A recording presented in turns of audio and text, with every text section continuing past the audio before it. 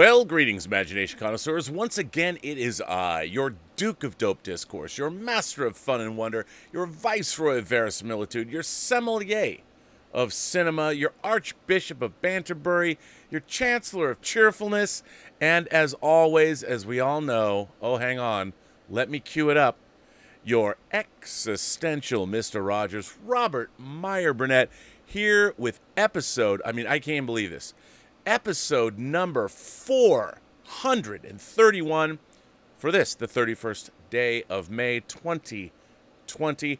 I am robcasting at you from the, well, discombobulated Robservations as I look around, doing a lot of renovations in here, doing a lot of things, and you're gonna start seeing it. It's pretty great.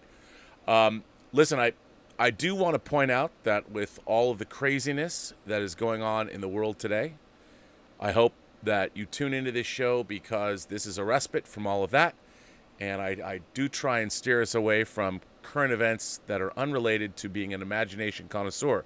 I would like to point out that yesterday we got to see the Crew Dragon lift off, which is now called Endeavour, which is great. And Endeavour did, in fact, dock on schedule at the International Space Station. So kudos to NASA and SpaceX for continuing to do America and the world proud by pushing forward human achievement. And that is something we should all celebrate. So I'm glad to be living in this time, in this day and age. It's amazing. And you know what else is amazing? Today, May 31st, is Clint Eastwood's 90th birthday. He was born, obviously, in 1930, a year into the Great Depression after the stock market crash of, 29? An amazing guy who had a movie come out last holiday season, Richard Jewell, and I figured what better way than to celebrate the life and achievement of Clint Eastwood. Whatever you think of his politics, by the way, he is a libertarian, just so you know. He's been the mayor of an American city, Carmel, of course. He has been working in the entertainment industry for a very, very long time. And he has, according to the IMDb, 41 directing credits. Of course, the first movie he directed, back in the early 70s, Play Misty for Me, which is amazing. And I think that no matter what kind of a moviegoer that you are, if you like science fiction, he made Space Cowboys. If you like Westerns, they're countless. I think he made one of the best ever, of course, that he directed, Unforgiven. It won Best Picture. If you like romance, he made The Bridges of Madison County. The man is versatile, and I have to tell you, I was privileged to meet him when I was working at Warner Brothers in feature production in the late 80s, early 90s. I met him when he was working on The Rookie, believe it or not, with Charlie Sheen. That was a movie that was overseen by my department when I was there. So I figured, hey, it's a Sunday. After all of the craziness that's going on in this country, why not celebrate Clint Eastwood? He's 90. He's still working and making movies. I mean, if his isn't a testament to the great American life, I don't know what is. So, anyway, I figured I would let's just make this the topic of chatter today. Now, the first thing that I wanted to talk about, I looked around as I'm looking for. Oh no, did I? Oh man, I left my glasses. This is going to be painful. I left them in the bathroom, ladies and gentlemen. My glasses are in the bathroom. I could really use them. But what can I do? I have to persevere. So anyway, I was looking for different articles across the internet to sort of celebrate Clint Eastwood to start with. Because that's what I do. Let's scour the internet and find things. The first thing I wanted to read was something from the Huffington Post that I found that was published in 2011. And it's from John Farr, who is a contributor to the Huffington Post. Now, it's not like I'm going, people are like, oh, you read these things. I read all things. I don't read just anything. I don't live in in an echo chamber. I just scour the internet. I was looking for a specific topic, and I found this, and I kind of liked it. So I wanted to read it. Cinematic Superman, The Astonishing Legacy of Clint Eastwood. Now, I want people to remember that when I read this, the numbers and the movies he's made, this was written 9 years ago, so there's a lot of things in the interim that have yet to occur when this was written. So this, John Farr, contributor. This was not the first title I had in mind for this piece, but when I dug into Clint Eastwood's life and career, it seemed particularly apt and not even close to an overstatement. Just consider this. Over a career spanning over half a century, oh, Elizabeth is bringing me my glasses. Thank you, my dear. That is so nice of you. Oh, boy. That's so much better. Are you going to... Oh, yes, thank you.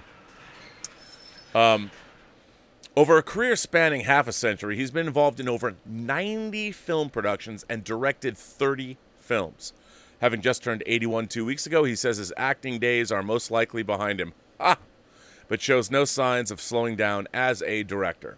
Over 40 years, he's produced his own films and consistently negotiated hefty profit participation deals. Along with his undeniable talent and seemingly superhuman energy, his shrewd business skills have earned him a fortune. He is a 10-time Academy Award nominee for acting, producing, and directing, all occurring after he reached the age of 60. Over that time, he has directed 10 different actors to Oscar-nominated performances. Not that he was a late bloomer. A TV star on the Western series Rawhide by 30, and a bona fide movie star by 35, his name first appeared on the Quigley poll of top box office draws in 1968, and would appear on this list 20 more times, more than any other actor except John Wayne. In addition to all of this, he has fathered 7 children with 5 different women. Go Clint. Only 2 of whom he actually married. He's been vice chair of the California State Park and Recreation Commission, mayor of Carmel, and an accomplished jazz musician and composer. When does the man sleep, I wonder? The son of a steelworker, Clint was born in San Francisco and grew up in California and Oregon. An accomplished athlete in high school, he was drawn early to music and intended to study theory, but the Korean War cut short that dream. Clint was drafted into the Army and ended up serving as a swimming instructor at California's Fort Ord. Once out of the service, Clint moved to Los Angeles, where he met Maggie Johnson, a college student, soon to be the first Mrs. Clint Eastwood and mother to Kyle and Allison. Taking college classes locally, Clint worked at various jobs to make ends meet, digging swimming pools, managing an apartment building, pumping gas. In 1954, the young man's imposing looks and build in his prime, Clint was 6'4", first drew the attention of some movie types. He looked great on camera, but hadn't the slightest clue about performing in front of one.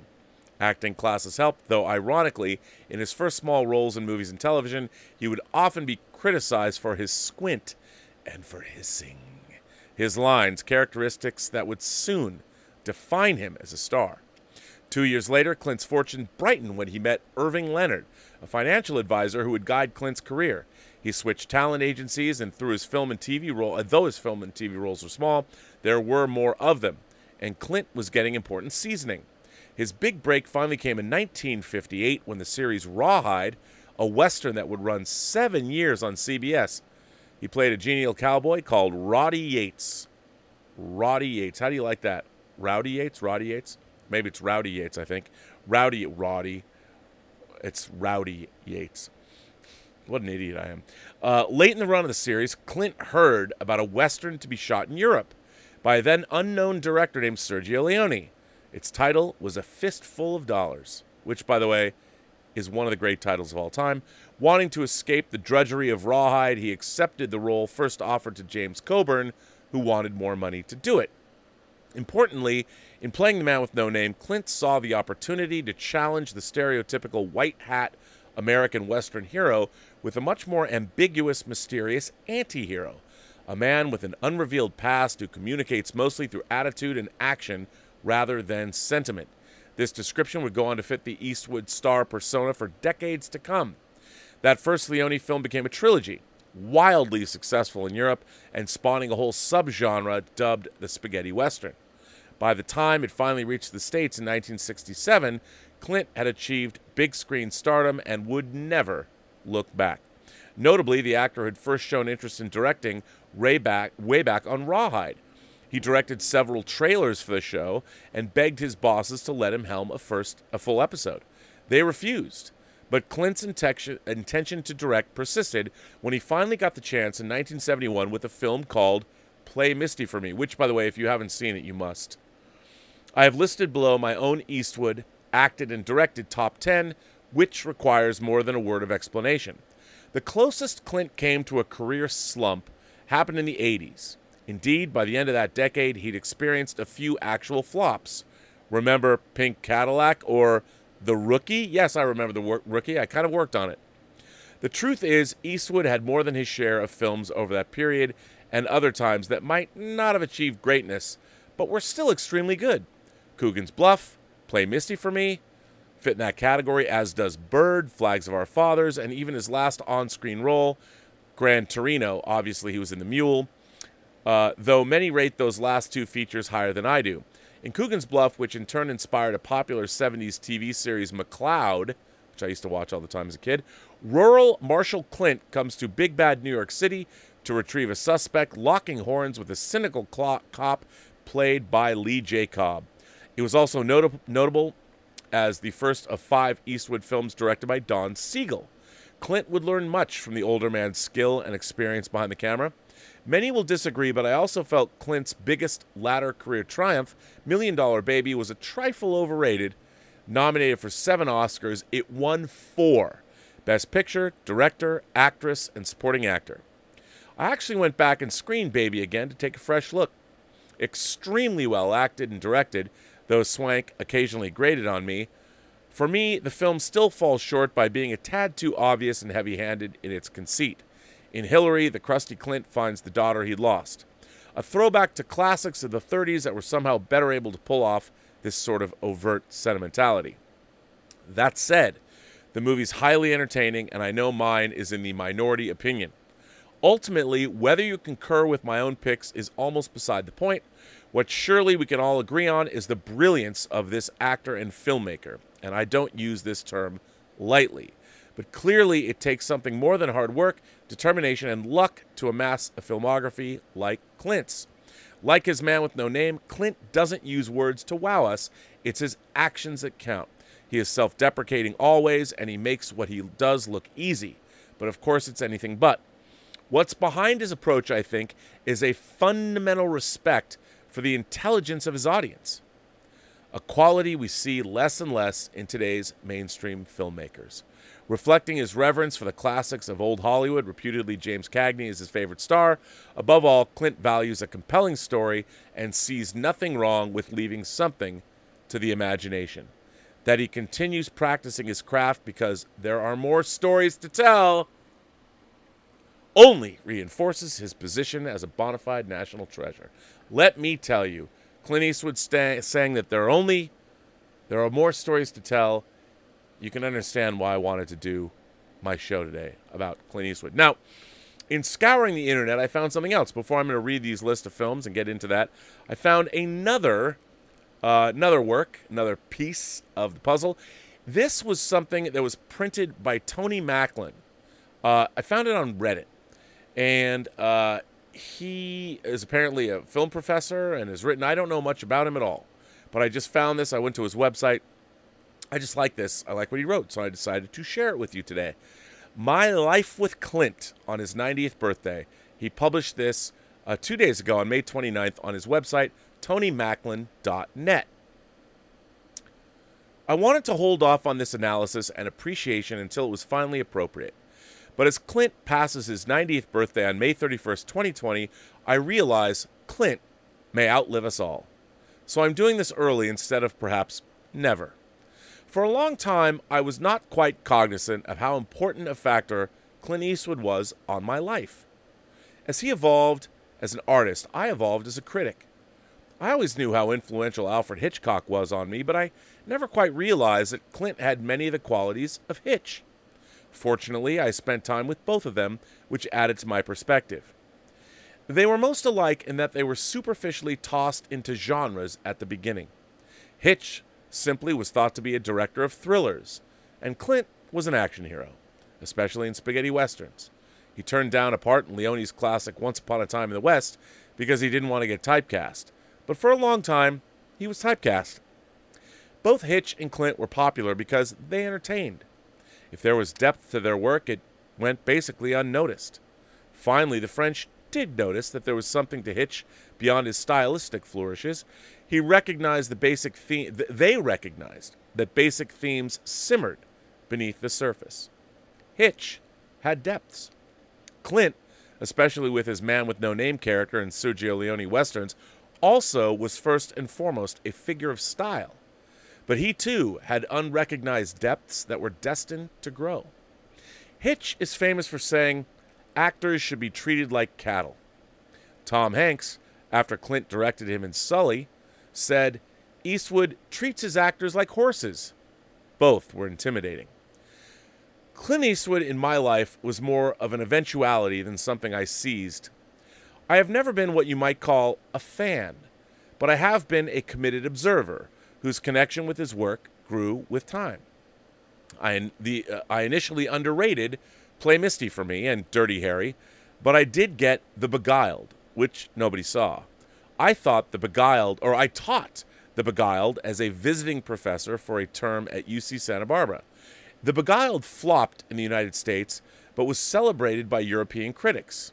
Fans didn't like that his character died and that he was a manipulative scoundrel. But in The Beguil'd, I saw a film in which the director, Don Siegel, and the actor Clint Eastwood were willing to take risks. They both rated the film highly in their oeuvres. One of the most important things Clint said to me when I met him was that he tried to surprise people. His work in The Beguil'd was a formidable preview of that. His career choices are full of surprises. I always try and have something in my review that is not in any other review of the film, and I find kinship with Clint in that quest for uniqueness. When Dirty Harry first came out, I was not positive about it. I wasn't as negative as Pauline Kael. She called it fascist. But for one of the few times in my career, I did what Kael often did. I reviewed the audience as much as the movie. After seeing Dirty Harry, men in the bathroom slammed open the doors of the stalls. Harry had released the real men. But the major influence Dirty Harry had on me was when I brought it to the classroom. An educator learns most when he educates. Not over the internet, but in the classroom where personalities grope in human context for knowledge.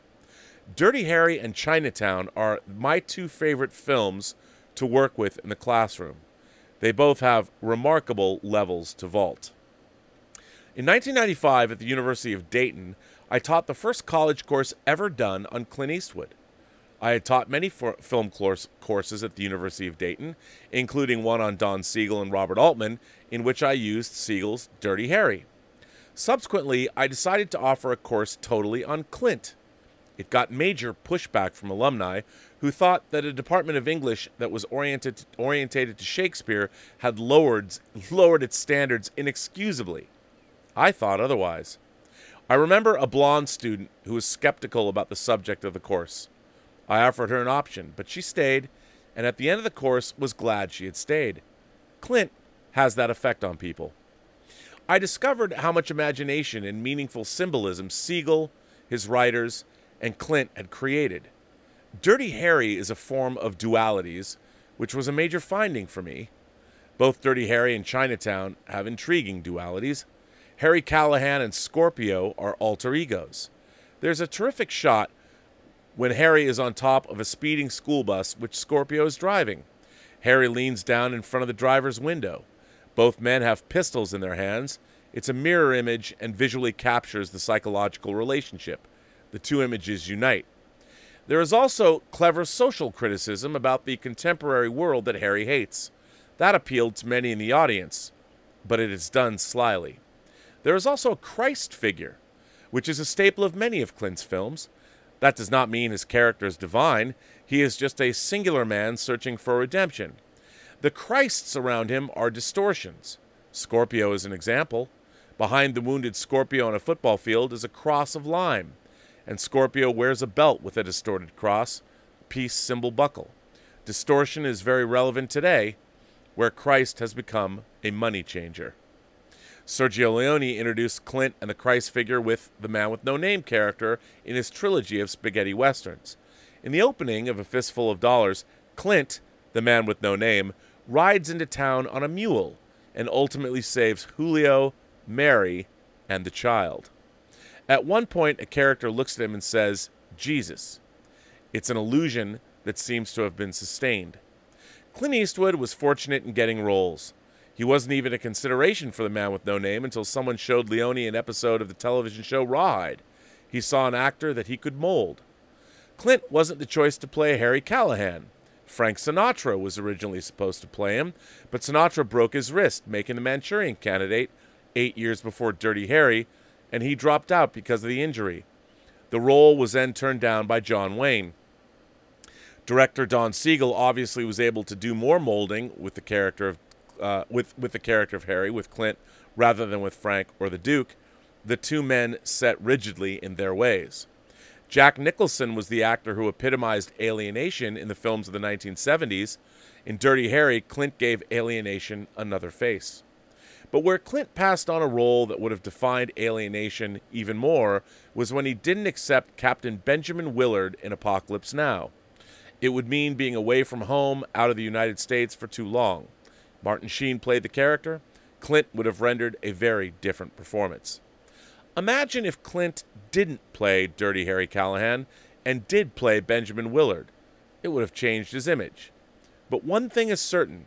His penchant for surprising people was basic. Can you imagine the actor who played Harry Callahan and the Man with No Name becoming a director? Maybe. But it would have been hard, if not impossible, to predict his choices. Would Clint be the man who directed the Western that many think ended a genre? Unforgiven? Hardly. Yet he was. And it won Best Picture and an Oscar for him as director. Would the man's man direct and star in The Bridges of Madison County, directing and starring with Meryl Streep? No way. Would he direct Letters from Iwo Jima, from the Japanese point of view from a screenplay written by a woman? No way.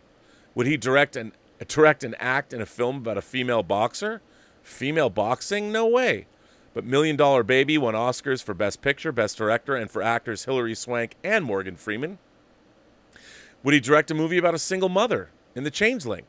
No way. Would he direct a film with a drag queen in a major role? No way. He made Midnight in the Garden of Good and Evil with Lady Chablis. Would, as an 88-year-old man, act and direct in a movie? He did, with The Mule. Would he, as an 89-year-old man, direct a film? He did, with Richard Jewell. He accomplished all of the surprising feats above. Clint did have occasional lapses. He was unable to capture the Eastern USA vibes in Jersey Boys. The movie The 1517 to Paris was a concept that didn't work. One undervalued quality that Clint had was his ability to work with actresses, both as an actor and director. He acted with Geraldine Page, Shirley MacLaine, and Geneviève Bujold. He directed and acted with Meryl Streep, Hilary Swank, and Laura Linney. He directed Angelina Jolie. When I spent 2 hours with Clint sitting beside him, I was surprised by two things. How gentle he was, this was not on set, and how well-read he is. He was promoting $1 Million Baby, which is based on the stories by a writer who had written under a pen name, FX Toole. Much of Clint's work comes from literature. He discovered a novel which had only 75 copies published, The Rebel Outlaw Josey Wales by Forrest Carter. He acted in and directed The Outlaw Josey Wales, which is one of his most popular films. Clint is like John Huston in drawing from literature, although he doesn't use the classics as Huston did. There's a certain irony in that Clint played a character based on John Huston from a novel and a screenplay by Peter Veritel. It was White Hunter, Black Heart from 1990, which Clint also directed. Music is important to Clint. His tinkling piano is a staple on many of his films. One might have thought Ennio Morricone would be a contributor to Clint's films. Morricone composed the music for the Sergio Leone trilogy of spaghetti westerns and did the music for Don Siegel's The Two Mules for Sister Sarah and Wolfgang Petersen's In the Line of Fire. but Morricone declined to let Clint have his music out of respect for Leone. He says he regrets that decision. But it is obvious Morricone had an influence on Eastwood. At the Academy Awards ceremony in 2007, Clint was the presenter when Morricone received an honorary Oscar for his overall achievement. Morricone received a lengthy standing ovation. Then in 2016, Morricone finally won his first competitive Academy Award for Best Original Score for Tarantino's The Hateful Eight. In American Sniper, Clint seems to have paid homage to Ennio Morricone with the powerful music at the end. In November of this year, Ennio Morricone will be 92. 90-year-olds prevail. Much of my career has been chasing Clint Eastwood. He has set a heady pace. Both my mother and my daughter were born on May 31st, as was Clint. Perhaps my kinship with Eastwood was faded. When I saw $1 Million Baby, I thought the penultimate shot was a terrific last hurrah for Clint. It was Clint, as Frankie Dunn, walking down a dark hallway and out the door. But Clint Eastwood still had miles to go. And for that, we are fortunate. That was written by Tony Macklin at tonymacklin.net. I thought, hey, why not? You know, that was pretty great. So I wanted to read it. Now, there is a piece from The Consequence of Sound I found from 2018 by Blake Goebel, which was, or Gobble, published on February 5th, 2018 at 9 at night. And I thought, you know, this was pretty cool. Clint Eastwood's top 10 performances. Now, I don't know if I agree with this 100%, but you know what? Why not share it with you guys? Because, you know, you can. Number 10, Coogans Bluff from 1968. I think the Clint archetype, but in New York City. Save your pace salsa jokes. Coogans Bluff just works and does wonders to prove the durability of Eastwood's gritted teeth caricature. It even shows faint signs of levity in Eastwood's steely demeanor. Ironically, it's a damn hippies sort of procedural, and Clint slides through like a cobra amidst flowers. But honestly, this is a fun-as-hell pulp. The fish out of water film is the stuff of hack work nowadays. Oh, wait, let me get this over here. How did I screw up here? Why can't you see the whole thing? There you go. The fish out of water film is the stuff of hack work nowadays, but Eastwood did it with such confidence. You've seen the Urban Drug Avenger, but with a way out west cowboy in the thick of it? Walt Coogan's the name, and he's the Arizona lawman dispatched to New York City, one complete with pool hall fights, happening LSD weirdness, make-out sessions, and all sorts of freaks trying to kill Coogan. The almost cliched work of Eastwood feels like it really can fit into any movie here. Clint's a fighter, a lover, a cowboy, a cool guy, and above all, a star. Well, who's directing? Well, if it isn't Don Siegel. This would be the first of 5 films Siegel made with Eastwood, and Siegel would later become his directing mentor. Best buds, these two. Essential Eastwood, apologies for the secondhand YouTube quality here, but in the year of Bullet, Coogan's final bike chase is criminally underseen. Proves that Clint just looked great in action. You guys can go find that yourself. Number 9, Every Which Way But Loose. For the sake of honesty, we'll just say it now. This movie's dumb as a rock.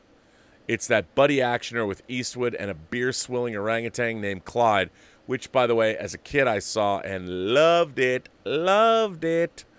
Perhaps you've seen the stills of Clyde giving the finger online. Share it via text if you get the chance. The sequel's even sillier, and it gave us a Ray Charles and Clint Eastwood duet about beer. But damn it, we love Every Which Way But Loose anyhow, and the way in which Clint pals around with his co-star in self-effacing fashion. It's a farce with a brow hung low as Eastwood stars as Philo, the trucker brawler just a drinking and a punching his way through the American West. While you can guess the general beats, orangutan makes silly, Philo bops other boys in bars, the overall mood is so easygoing, Clyde socks Nazis, suck it alt-right, Ruth Gordon pisses and moans about Oreos, and Eastwood knocks him dead in fistfights with his girl and his ape by his side. Every studio passed on this, but Eastwood thought it would be fun in the wake of Smokey and the Bandit and other good old boy comedies. Adjusted for inflation, this is still Clint's biggest hit, over $500 million in 2018 numbers. James Fargo got his start as assistant director on TV movies before eventually graduating to his first feature, The Enforcer, the third Dirty Harry Callahan film. Perhaps it's to Fargo's credit that Eastwood has been quoted as saying that Clyde, Manus in real life, was the most natural actor he'd ever worked with. This takes good direction and guidance, one reckons. Essential Eastwood? Oh, Clyde steals the show for sure, but if you pardon the expression, Eastwood's a hell of a second banana. Terrible. Number 8, one of my favorite Clint Eastwood movies, one of my favorite World War II movies, too. 1968's Where Eagles Dare. Brian G. Hutton's spectacle holds up in a way best described through onomatopoeia. Where Eagles Dare is Boffo Kalblamo. It's an insane, stunt-filled war epic, one that Tarantino fully riffed upon for his Inglourious Bastards, and Eastwood is simply badass in it, but he does it in a minor key. Clint kills early and often, but with a modest intensity. He arguably disappears into it, acting as the perfect utility for action filmmaking, a believable face and presence for larger-than-life set pieces and scenarios. Next to Richard Burton's exorbitant theatrics and Brian Hutton's arsenal of stunt and effects men, Eastwood just slides into this World War II event role with spy-like gamesmanship. Brian G. Hutton is directing, would reunite with Eastwood a mere 2 years later for Kelly's Heroes. Hutton got Eastwood to do his own stunts on this sucker. Essential Eastwood, look at Eastwood just hanging back, taking it in, and doing that thing where the quiet dude might be the most intimidating one in the room. Even with hype from British forces, Eastwood just keeps it cool. That right there is presence, and it's a testament to his performance when so many hyperbolic explosions and so much action occurs, yet his demeanor feels hypnotic and almost like a reprieve. Number 7, The Outlaw Josey Wales. The film school kids are still dueling over Josey Wales' perceived left and right-wing politics. In the wake of Saigon, Josey Wales focused on post-war trauma, native reparations, and deep resentment for the government that screams, well, Eastwood would prefer you decide for yourself. Sneaky Pete. While known as a conservative in real life, he's actually now a libertarian, as I said, his films tend to be best read as moral fables, extended thought scenarios that look less to make a single statement on something and instead reflect on extraordinary circumstances or reality-suggested troubles. By Eastwood's own admission, in documentaries, any bias or political reads were incidental and only helped to strike up conversations. Josey Wales has soul, regret, and a conscience, and all he was looking for was closure, read revenge, after his family's massacred. The Missouri farmer wanted action against the Union men that killed his family. It's a harsh premise, and Clint was rarely as good as selling those kinds of dilemmas as he is here. Pale Rider, High Plains Drifter, and especially Unforgiven play in the same turf, but rarely has he been this intense and satisfying and just plain tough in the role. Who's directing? This was Clint Eastwood's 5th directorial effort and perhaps the earliest signs of philosophical life in his westerns. But here's the crazy story. Eastwood replaced the original director and writer Philip Kaufman, who came up with the story, by the way, for Raiders of the Lost Ark and directed my beloved The Right Stuff. Eastwood replaced original director and writer Philip Kaufman at the 11th hour, prompting the DGA to create an Eastwood rule, banning actors from taking over productions, all over an alleged boy's fight for the affections of co-star Sandra Locke. Ugh, fellas. Essential Eastwood. Remember how much John Wayne hated Native Americans? Well, Eastwood, and by virtue Josey Wales, had more modern, complicated, and compelling drives to interact with Native Americans. Number 6, The Beguil'd. Eastwood, the on-screen manipulator of women. 1971 was a curious year. Eastwood doubled down as a clueless DJ in his directorial debut, Play Misty for Me, and The Beguil'd, which, by the way, was recently remade by Sofia Coppola. The Beguil'd saw Eastwood as a blue-belly Union deserter and wolf in the chicken coop that is a Confederate girls' boarding school. But while the former falls into the problematic at times, The Beguil'd still flies as a nervy work of Southern Gothic and haunted, perverse eroticism, and Clint Eastwood was up to the task of being the gross, pathetic, and cunning McBurney in one of his least remembered, least likable, and most underappreciated roles. And boy, does he get what's coming to him. It's a balancing act as Eastwood nails broken dog pity, womanizing evil, and deserving amputation that leaves him in agony. It's a familiar sort of evil for the ages. Who's directing? Clint and Don Siegel at it again. Apparently Eastwood was interested in the novel for some time, as he was fascinated by the source's notions of male desire to castrate female power. Curious, given his macho man M.O., no? Essential Eastwood, before the Coppola remake, a colleague reminded me of the old enough for kisses line, and naturally I retched. Hey, if that's not effective villainy, I don't know what is. Let me go to page 2. Number 5, Sudden Impact, where I got the name of this chat. Go ahead, make my day. I know what you're thinking. Did he fire 6 shots or only 5? Well, being that this is a 44 Magnum, the most powerful I'm sorry. I love doing Clint. I don't know if I do a good Clint, but I like trying to do him. You could muster up some false sense of outrage thanks to this listicle vaunting Sudden Impact over the original Dirty Harry.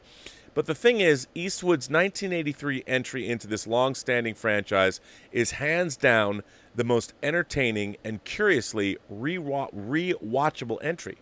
Sure, they're all rabid, entertaining, and at times affably corny, but Sudden Impact is some of the best one-liners. An almost, in the loosest sense of the term, almost feminist plot. And Eastwood's just having a time here. The original movie works as both a hard-boiled cop procedural like the originals, but even more so, it's almost like a surreal parody. The gargoyle sunglasses, the fact that he threatens a mobster into having a heart attack, the almost erotic enthusiasm for Smith & Wesson, the car chase with the old folks, and the seemingly apologetic consideration of a villain that's also a battered woman. Harry never showed pause before. It's like Eastwood's having a good time being both reckless and mindful with his co-creation. He shakes things up, perfecting Callahan on the fly. For our money, this is the dirtiest and best, Harry. Who's directing? Funny how Clint Eastwood got some of Clint Eastwood's best performances, right? The man once likened his return to Callahan to meeting an old friend and getting comfortable with pushing things around a little. No wonder he lets that weird, no man puts ketchup on a hot dog joke in here. Speaking of food, damn, you do not mess with Dirty Harry Callahan's sugar. Number 4, $1 Million Baby. The guerrilla marketing and sneak attack release really protected this special movie. What starts off as a boxing yarn morphs into a deeply tragic tale of life, death, and the hard choices we're stuck with in between. At this point, the twist is well known enough that we must discuss it, because Eastwood crafted a deeply emotional film built on his aging fight trainer's struggles to do the right thing. To train a backwoods girl into putting her dukes up despite his aged sexism and fear of failure. To commit to protecting this girl after a terrible accident leaves her quadriplegic and him riddled with guilt. And ultimately, Eastwood must decide whether to euthanize this young boxer after she specifically asks for it, but he may not be up to the task. $1 Million Baby is a new classic, balanced and deep, and Eastwood wears the film on his tired but still able back to perfection. Who's directing? Well, Eastwood signed on to Baby after it languished in development hell for years, but only if he could star and direct. Eastwood filmed the project in a mere 40 days, turned a huge profit after Warner balked over the budget, and netted Oscars for Hilary Swank, Morgan Freeman, and himself for directing. Wow, I'm telling you. Number 3, The Good, the Bad, and the Ugly. Fun fact, my dad's gone on about this film and seeing it amongst friends and classmates in '66. Sure enough, they all were so riled and inspired by Sergio Leone's theatrics and Eastwood's hard-ass look that my dad and his pals were smoking cigarellos pretty much seconds after the film ended. Hilarious, given that Eastwood himself hated smoking. But that's what happens when you create one of the most iconic Western and film roles of all time. You know the Ennio Morricone sounds, the lustrously shot landscapes, and the brooding, haunting, and hypnotic look of Eastwood in The Good, the Bad, and the Ugly. That Blondie was Eastwood's breakout creation, and to this day, Blondie defines cowboy cool with his glint, his poncho, and his square-jawed patience. With his contemplative presence and agonizing struggle to survive in the sun-scorched Southwest, Eastwood casts a dusty, grizzled spell over all who cross his path. He's a tough mother, trying to be good or bad or whatever it all meant during the Civil War. Who's directing? Good day, Sergio Leone. That iconic Italian Helmer apparently had trouble luring Eastwood to the movie. Who knew? Eastwood was worried about being upstaged by Tuco, and he refused to film unless he got more money at points. But in the end, who's the guy on the Blu-ray covers?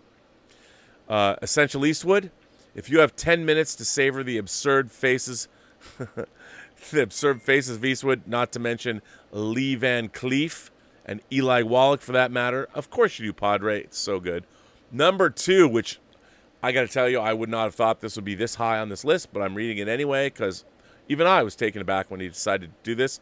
For those of you who don't know, when The Bridges of Madison County came out, every woman in the world was reading this book. I did not read this book, but I was surprised. I mean, I heard about it. I was surprised he made this movie. But I have to tell you, you know, maybe we would do this on Eliza Views because, whining about movies, because we're talking about making Fridays our permanent night for romantic films. This is actually a very good movie that I quite enjoyed. Clint has never been a romantic. In Coogans Bluff, he beds a girl by yanking her into the bathtub. In all of Eastwood's Sandra Locke films, the two are certainly at odds and often slow to fall in love. Girls, right? You can practically hear the Gran Torino-esque grumble at the thought of Clint having to be vulnerable. A man's man, that's his rep. At least it was until he broke it all down, took off all the weapons, and fell madly in love with Meryl Streep in The Bridges of Madison County. This is an affair to remember. A summer breeze with passion in its core. And it's an Eastwood vehicle that feels entirely left field, given his M.O., and he comes out of it almost beaten and broken, but ultimately accepting. It's a love that cannot be, and Eastwood's Robert Kincaid knows it. So enjoy a little bit of love when you can in your life before other commitments take hold. You will believe the man with the crazy kill count can be broken come the end. Eastwood rocks the sensitive photographer vibe with everything he's got, and it's some of the best and most sincere acting of his career. And frankly, one can't help but fawn at the guy's tall, handsome qualities. Who's directing? Clint Eastwood allowing himself to cry in the rain on camera. One wonders how many men were fuming over this in 1995. Essential Eastwood, oh, here come the waterworks. All that killing and all that cussing and all that fighting. And Eastwood's a lone, scared man just standing in the rain. Yes, that sounds a little like bunk when you say it aloud, but for goodness sakes, Clint sold it. Number 1, and by the way, this is my favorite Clint Eastwood movie and one of my favorite films of all time. This movie, to me, you know, I was with my friend Wayne Mogilevsky. I saw this movie in the Chinese Theater on Hollywood Boulevard the day it opened in the summer of 1992. And I have to say, when this movie was over, I was not a Western fan. I didn't grow up a Western fan. I mean, I understood the tropes. You can't not be a film fan and not have seen Westerns. But the way this movie just completely disassembled the entire Western genre, I was blown away by this movie. I couldn't believe this film when I saw it. And I know, it's like, well, it doesn't have big explosions or superhero battles. It doesn't take place in space. But this film is so good, and the performances are so good. I cannot stress enough how much I love this film. I love this movie, and it has one of my favorite moments ever in a film. I've talked about it before, but when Clint Eastwood finds out Morgan Freeman's character, Ned is dead, and his body is on display in front of Greeley's store. And he can't believe it. And a man who's sworn off alcohol and wickedness, and he drinks, I think it's the Schofield Kids bottle. And the way he does it, it's almost like an afterthought. He doesn't even realize that alcohol in William Money's life the character's name is William Money, in this movie, that he's taking a drink means that the gates of hell have opened up. And, you know, it's not histrionic. This is a very, actually, low-key film, but how it demythologizes the entire Western genre. I love this film. I love Lenny Niehause's score. I love everything about this movie. Henry Bumstead's production design. Ooh, everything about this film is so good. Unforgiven, 1992, number 1. Few people saw the exceptional craft, care, and performance of Unforgiven coming. In a feisty career that parades a bevy of beautiful cowboy roles, Eastwood's Bill Money is his finest work as both an actor and a director. It is a sterling, unfussy, and deeply affecting drama from a seemingly self-aware and slightly confessional Eastwood. Wildly scary and deeply forlorn, Money was the perfect vehicle for a well-seasoned Eastwood. It was also the right time for this story. Maybe he felt guilt for his past sins, reflecting on personal demons or shame at his aging. Whatever the case, this is a master's class in blue cowboy pathos that grows stronger with each passing year. It's not about an angry gunman, but about one finally coming to terms with the terrible things he's done, and maybe even accepting of how good he was or is at being a real son of a bitch. Clint was in his 60s, looking a little less exciting to his native Warner Brothers by the day, and his commercial luster had waned after flops like The Rookie, White Hunter Black Heart, and Pink Cadillac. It was time to change and reveal himself more than he thought he could, and Eastwood dug deep on this one. Bill Money has a full arc that shoots from the heart, and he never quite lands where you think he will. From Eastwood struggling to shoot cans, to him trying his damnedest to sidle up and do right with the women, to his perhaps inevitable failures, he gives a terse, brilliant performance, one for the ages. Who's directing? Clint at it again, nabbing his first nominations for actor and director, and to win for the latter. His direction is assured, complicated stuff, and Unforgiven has gone on to be a staple in Eastwood's long and lustrous career. Sure, the Academy loves actor-directors, but let's say you're looking at Ordinary People, Dances with Wolves, and Unforgiven on the shelf. Which one are you going to watch first? Damn right, it is Unforgiven.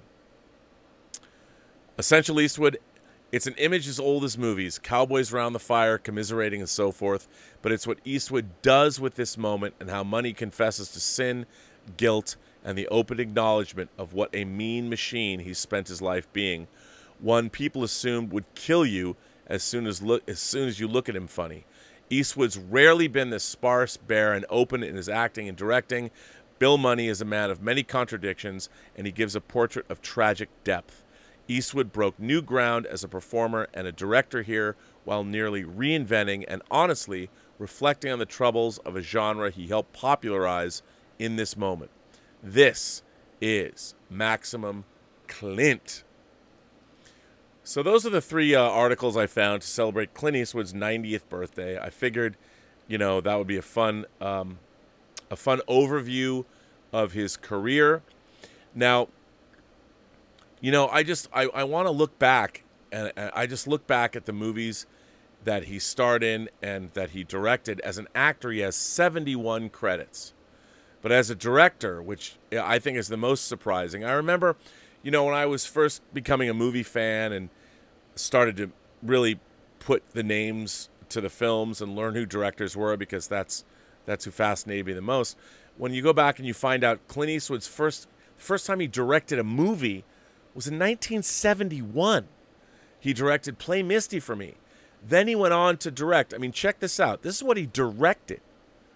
High Plains Drifter in 73. The Eiger Sanction in 75. The Outlaw Josey Wales in 76. The Gauntlet, man, I love that, in 77. Bronco Billy in 80. Firefox in 82.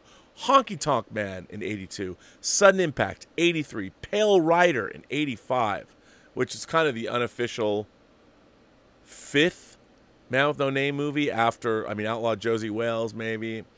He went on to do Heartbreak Ridge, Bird, White Hunter Blackheart, The Rookie, Unforgiven, A Perfect World, which I think is an amazing film with Kevin Costner, The Bridges of Madison County, Absolute Power, Midnight in the Garden of Good and Evil, True Crime, Space Cowboys, Bloodwork, Mystic River, another amazing film, $1 Million Baby, Flags of Our Fathers, Letters from Iwo Jima, The Changeling, Gran Torino. People forget Gran Torino, Get Off My Lawn, is now 12 years old. I mean, it goes on. Invictus, Hereafter, J. Edgar, Jersey Boys, American Sniper, which is a huge blockbuster, Sully, and of course, all the way up to last year's Richard Jewell. My God, what a career. So, I don't think you can be a movie fan and not love a little bit of Clint Eastwood. Because, you know, the man, he's a myth, he's a legend, he's an American, he's a filmmaker, he's a jazz artist and jazz lover. I mean, to me, what a great American life he has led. And I wanted to celebrate on this day, his 90th birthday. I would be remiss because I think Clint Eastwood lives somewhat in the lives of all imagination connoisseurs, all of you members of this, the Post-Geek Singularity. So we celebrate Clint Eastwood's birthday today, 90 years old. Wouldn't it be cool if he made another movie? Would that mean that he would be the oldest director ever? I don't know if that's true or not, but I think it would be pretty amazing if he did. So, yeah, could be. I got some letters here that I would like to read. This first one comes from Darth Sidious. Hi, Rob, and fellow members of the Post-Geek Singularity. I'm writing this while you're reading Pedro's letter. Because, like him, I've always had autism all my life. However, we just found out when I was 16 that I've also had epilepsy all my life. Having had to leave school after my GCSEs, which was at the end of the school year when I was 16, also, like Pedro, I can't actually drink alcohol even though I'm on medication for it. Since I was around the age of 17, I've wanted to be an actor or a voice actor. The only problem is I left the only sixth form college when I was 17 because I didn't like it. So I haven't been back to university. So I guess what I'm saying is that I have no idea how to start or break into the industry. As I don't have the qualifications, I guess I'm just wondering if you have any advice for me. Well, let me tell you, Darth Sidious, the great thing about starting as a voiceover artist, there's a lot of work, both in voiceover and doing things like my friend Tanya Brenza became a voiceover artist and started reading books. She does books. She reads books for a living, and among other things, which is very cool. And what you can do is you can just put yourself on tape. You know, start practicing, do some character work, and make a voiceover demo tape. Well, demo recording. Doesn't have to be tape, obviously. It's all digital now. And, you know, you can start sending that around to people and work on your craft. And the great thing is you can work on it, you know, by yourself. You don't have to be with anybody. You just get yourself. Make sure, though, that you have a good microphone when you record your work. So, yeah, get started. Nothing is stopping you. Richard Reichart says, or Reichart asks, what is your opinion of Nicholas Winding Refn making a Batgirl movie? You know, I like Drive a lot, and there's a lot of his movies that I like. The Pusher trilogy, the Valhalla he made with of course Mads Mikkelsen. I'm very hit and miss on his new stuff. But if you wanted to make a Batgirl movie, I would say, all right, I'd watch that. I don't know if it'd be great, but I think his work has become rather self-indulgent lately. But I would watch it. I would certainly watch it. So yeah, bring it on. If he can convince Warner Brothers and DC to let him, why not? This next one comes from Jonathan Frioni. Jonathan Frioni. Good afternoon, Robert. Let me start by saying that I love your show, as you are a breath of fresh air for all of those YouTube channels out there, with your insight and knowledge of the film industry. Finally, I have found the courage to talk about my favorite franchise, Star Wars. Oh my God, you know what? Nobody likes Star Wars. I don't know why you'd bother. As a lifelong aficionado who was brought up with the original trilogy on VHS, my first foray with the franchise came with the prequels on the big screen. Although those films possess executional flaws, I cannot help but admire the technological exploits and brave evolution of not only the storyline, but also the world-building, mythology, and subsequent lore. The Clone Wars series had further cemented the prequels era, in my humble opinion, with the elaborate character depictions and excellent storytelling. I agree. I agree with you. This, however, brings me to the subject of the sequel trilogy. If there is one mild word that I would describe this trilogy as, this would be disappointment. And I've come to the conclusion that J.J. Abrams was not the right choice. Time and again, he has managed to deliver us, the audience, with lots of spectacle and a lack of substance when it comes to storytelling. Amen. The straw that broke the camel's back for me was The Rise of Skywalker. How on earth could they justify the Emperor's return without factoring in the developments in Return of the Jedi and the Emperor's manipulation during the prequels? Well, they didn't. The whole notion for his return on the basis of one vague comment in Revenge of the Sith, the power of the dark side is considered to be unnatural, was part of his sycophantic plan to lure Anakin. In my humble opinion, it was never meant in a literal way. Anyway, I will digress from my rumblings as I want to focus on what things can be brought to the table for the future of the franchise. I was very heartened to see the High Republic Inception plans. Personally, I think it is the best way forward to leave the Skywalker saga behind. I know many of your viewers may disagree, but this was always going to be the vision of the maker as reported in media outlets of the day, and that is how it should stay. The mere suggestion of continuing with the Skywalkers will only open a can of worms and further divide the fan base. Star Wars has the advantage of establishing new character connections at different time epochs, and the High Republic could be a great setting stone for it. Moreover, this is the chance to establish different story beats to the ones we saw in the sequels and stay away from the over-reliance on nostalgia, but having a certain verisimilitude to the three trilogies. In light of the doom and gloom we are encountering around the globe, Star Wars can be a perfect antidote to recoup the optimism and hope. This made me think, what were George's inspirations for creating this fantastic franchise during his childhood? Personally, for me, I harken back to classic mythological stories of adventure, such as Jason and the Argonauts and Clash of the Titans, the original version, whereby good storytelling and lore is at the helm. This brings me to my eureka moment regarding Star Wars. Imagine a voyage of exploration to uncover the great disaster as alluded in the High Republic era, comprising Jedi Knights. Their arch-rivals, the Mandalorians, recognizable alien species, and a primitive protocol droid akin to Friar Tuck in terms of personality and certain appearance. Throughout this adventure trail, alliances and tensions would arise whilst exploring the character's development.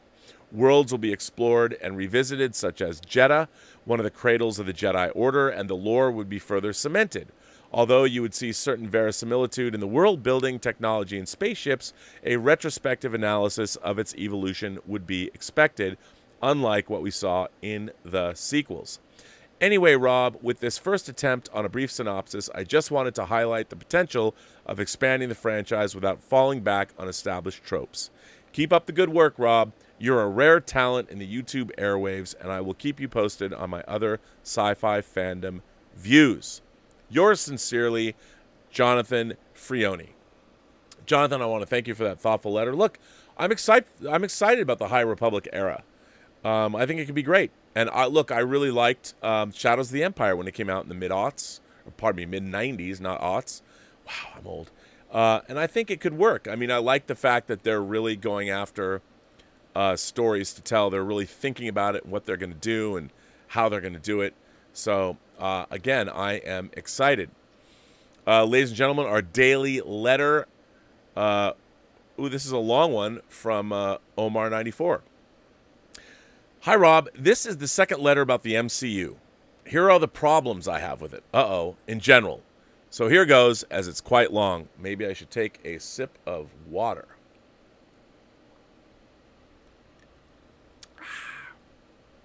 First off, this is just a personal opinion, not an actual problem with the MCU, but I don't think the movies are as good as everyone says they are.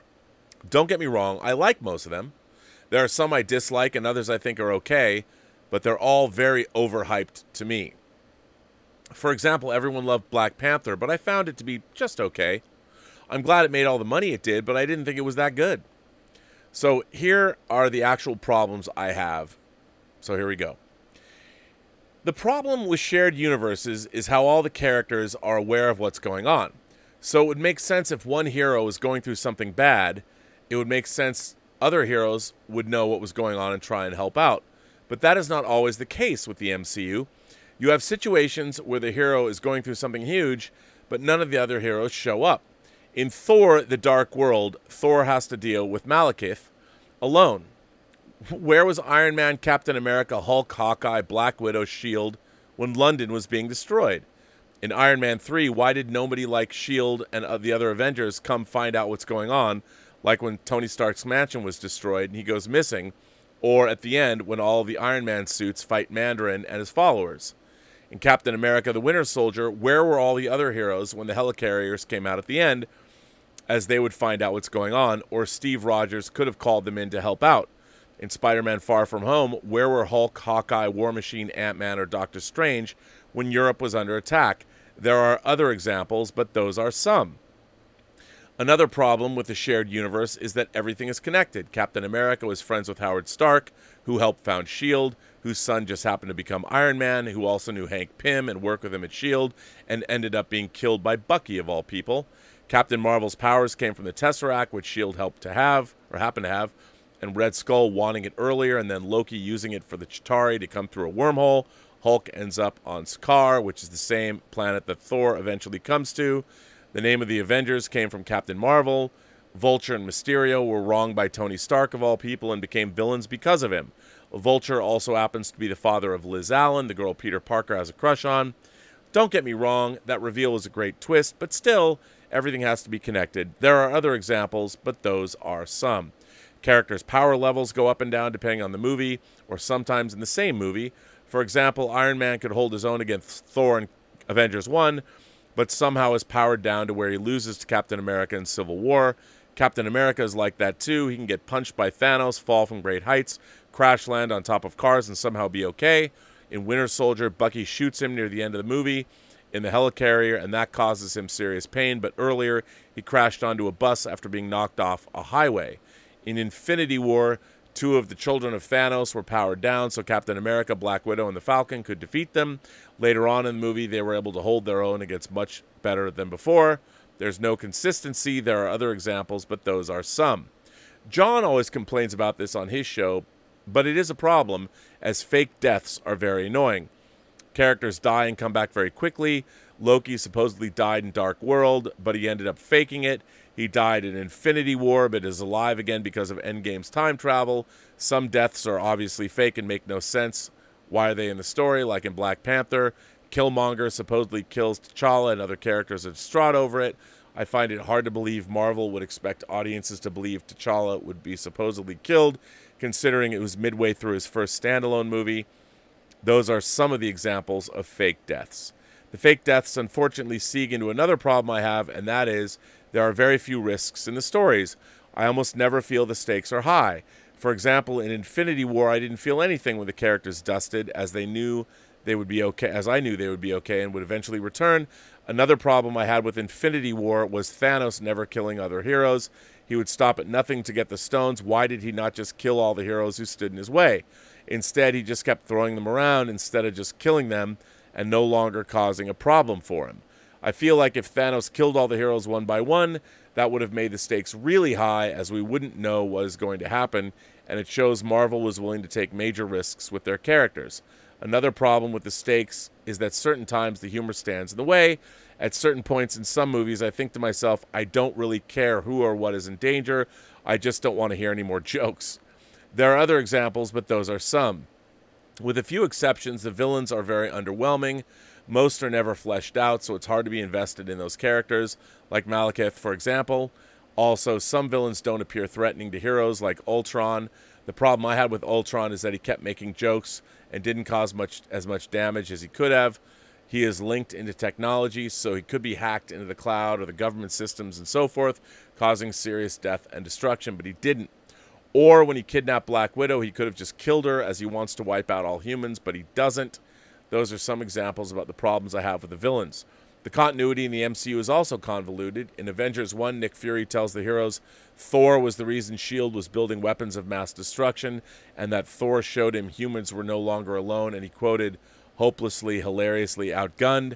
However, Nick Fury saw Skrulls and met Captain Marvel before finding out about Thor, so that didn't make much sense. Secondly, I don't know if this is some continuity error, but here goes. In Winter Soldier, Fury tells Cap, last time I trusted someone, I lost an eye. That implies a person caused Fury to lose an eye. But in Captain Marvel, the cat alien thing, the Flurkin, scratched Fury's eye, causing him to lose it. Those are some examples of continuity errors. One final problem is that the events of the movies could have easily been averted by the characters doing simple tasks or being able to use their abilities to easily solve a problem. In Avengers, Nick Fury could have used the pager to call Captain Marvel about the Chitauri invading New York rather than recruit the Avengers. Maybe he tried to. In Infinity War, Heimdall could have sent Thanos and his children off somewhere in space rather than sending Hulk to Earth, or Doctor Strange and Wong could have easily used their magic and solved everything to stop Thanos without the other heroes. There are too many examples to explain, and also in the How It Should Have Ended videos for the MCU movies show how events in the movies could easily have been solved, so you can just look there. This is all the problems I have with the MCU. I will say, though, when writing this letter, I feel a lot of the issues can be considered nitpicking, but they are what they are, so here you go. What do you think? Live long and prosper. Well, here's the thing. I mean, I grew up reading Marvel comic books, and these movies are adaptations of Marvel comics. And while I agree with you, the continuity is maybe perhaps not as tightly focused as it should have been, but I do love these movies. And are some better than others? Yes. Do some hold up better than others? Of course. But the fact that these movies work as well as they do is, I think, a testament to they honor the original source material. And, you know, I think for that they should be commended. And I agree with you. As the Viceroy of Verisimilitude, there's a lot of things where I'm like, oh, man, you know, not as perhaps good as it should be, not quite as tightly focused as it should be. But after all, coming out of the source material, I mean, we're used to things like for instance, the X-Men movies. The X-Men movies do, I think, X-Men 1, it opens at Auschwitz. And a lot of people complained it wasn't enough like the comic books. And I'm a huge X-Men fan. And as a matter of fact, I produced these special features on the X-Men, well, Blu-rays now. X-Men and X2. And people complained, and I think that the complaints you have, there's when you're making comic book movies, you want to honor the source material, but at the same time, you want to make movies that are also kick-ass, awesome films that we can watch. And I think the Marvel Cinematic Universe threaded that. Well, it was a tightrope that they were walking, and I think they did a really, really good job. Sure, all the things you brought up are absolutely valid. And if you watch Iron Man 1, which is I've talked about this a lot, a pretty intimate story about one man and the beef he has with somebody, his mentor. It's a very pretty much intimate story, even though, yes, we meet Pepper Potts and we meet Stark Industries and all that. But it's really Tony's very intimate story, and he winds up in basically a knockdown brawl with a usurper of his company. Jump ahead to Infinity War and look at what they were able to accomplish. I think they did an astonishing job, but I don't think that your criticisms are wrong. And I think it's kind of a dichotomy, and I think it's definitely it's a testament to how well those movies actually work.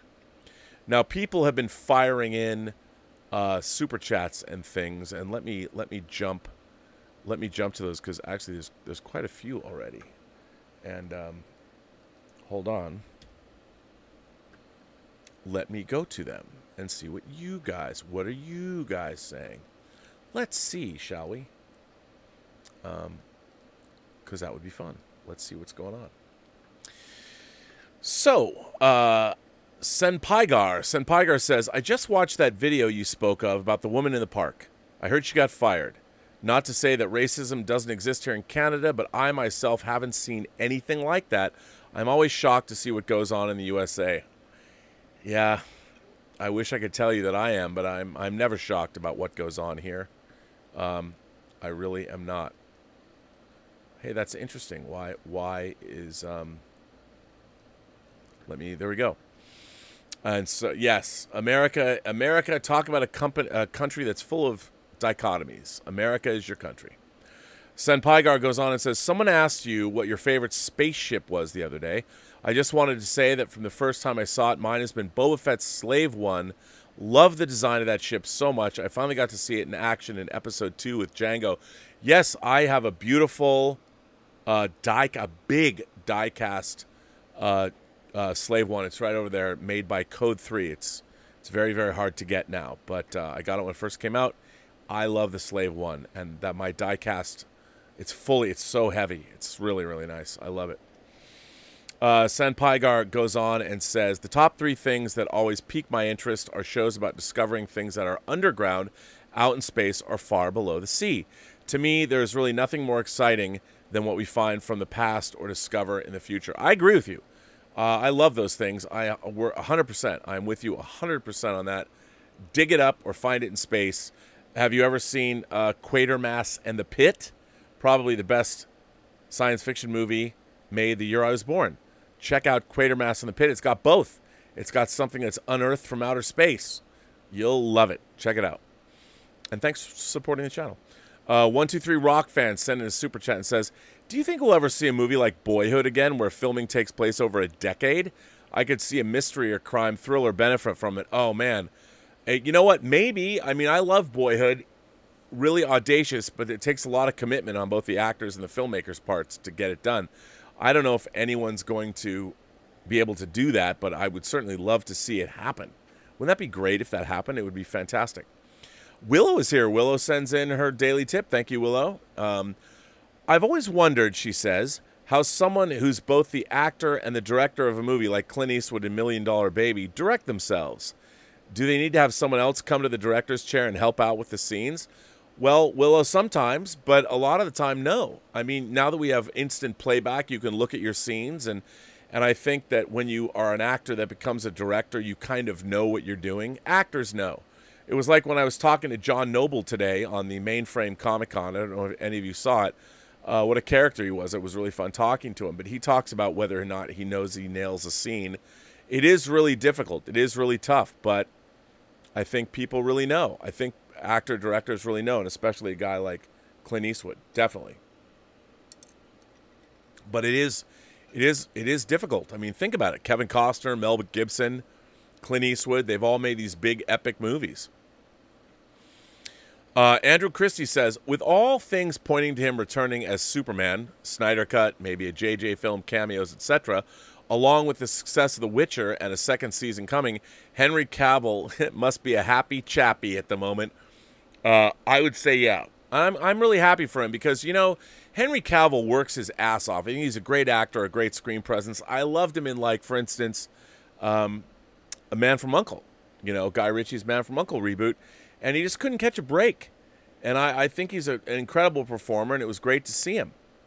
My man Julius Goodwin is here and sends in a super chat.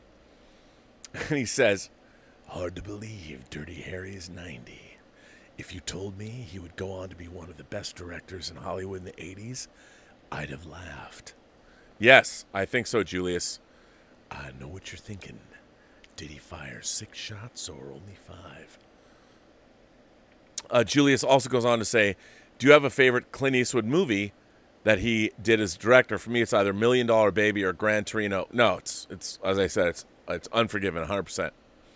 Unforgiven. And by the way, remember, he wasn't just directing movies in the 90s. He was starring in things like, you know, In the Line of Fire for Wolfgang Peterson, which I love. That's another favorite. I love In the Line of Fire. Love it, love it, love it. So good. So good. David Crabtree sends in a tip and says, hey, Rob, happy Sunday to the Commandant of Creativity. The Chancellor of Cheerfulness and the Commandant of Creativity. I think I'm I'm skirting a dangerous line there, but I'll take it. Growing up, I'd always had a strong interest in the military, but Clint's movie Heartbreak Ridge always stuck with me and had an influence on me enlisting in the Marine Corps.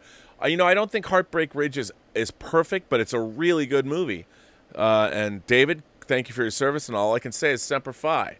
And Clint is still great, and he will always be great. I'm glad we have such a rich cinematic legacy from the man and the myth that is Clint. Stubble McShave says, in Dinner for Five episode, Burt Reynolds told a story involving Clint. They'd been fired by a producer from their studio contracts. I remember this story. Years later, Clint told Burt that they should seek out the producer, but he died. Clint got a six-pack, drank it, and pissed on his grave. I could see him doing that. That's a very Clint Eastwood thing to do. I remember hearing that story. Chuck Philpott is here. Chuck, thank you again for the generous support of the channel. My oldest son, Luke, and daughter-in-law are expecting our first grandchild. Guess I did raise him right. I love that your oldest son, Luke, and your daughter-in-law are expecting your first grandchild. Guess I did raise him right. Our grandson's first name will be Anakin. Oh, my God. Already ordered Star Trek, Star Wars, and Godzilla baby stuff. Well, I guess he's lucky to have you, Chuck, as his grandfather. That kid is going to be spoiled rotten. Do you already know it's a boy? You said grandson. I would assume you already do. Well, as Luca Brasi says in The Godfather, may your first child be a masculine child. You're going to have fun raising him, and he's going to have fun having grandparents like you. That's fantastic. Congratulations. Stubble McShave says, in the Man with No Name trilogy, he actually has a name in each film. In Fistful of Dollars, he's called Joe, that's right. And in A Few Dollars More, he's called Manco.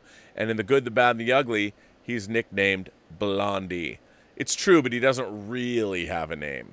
And by the way, the Man with No Name trilogy is such a badass thing. You got to go with that.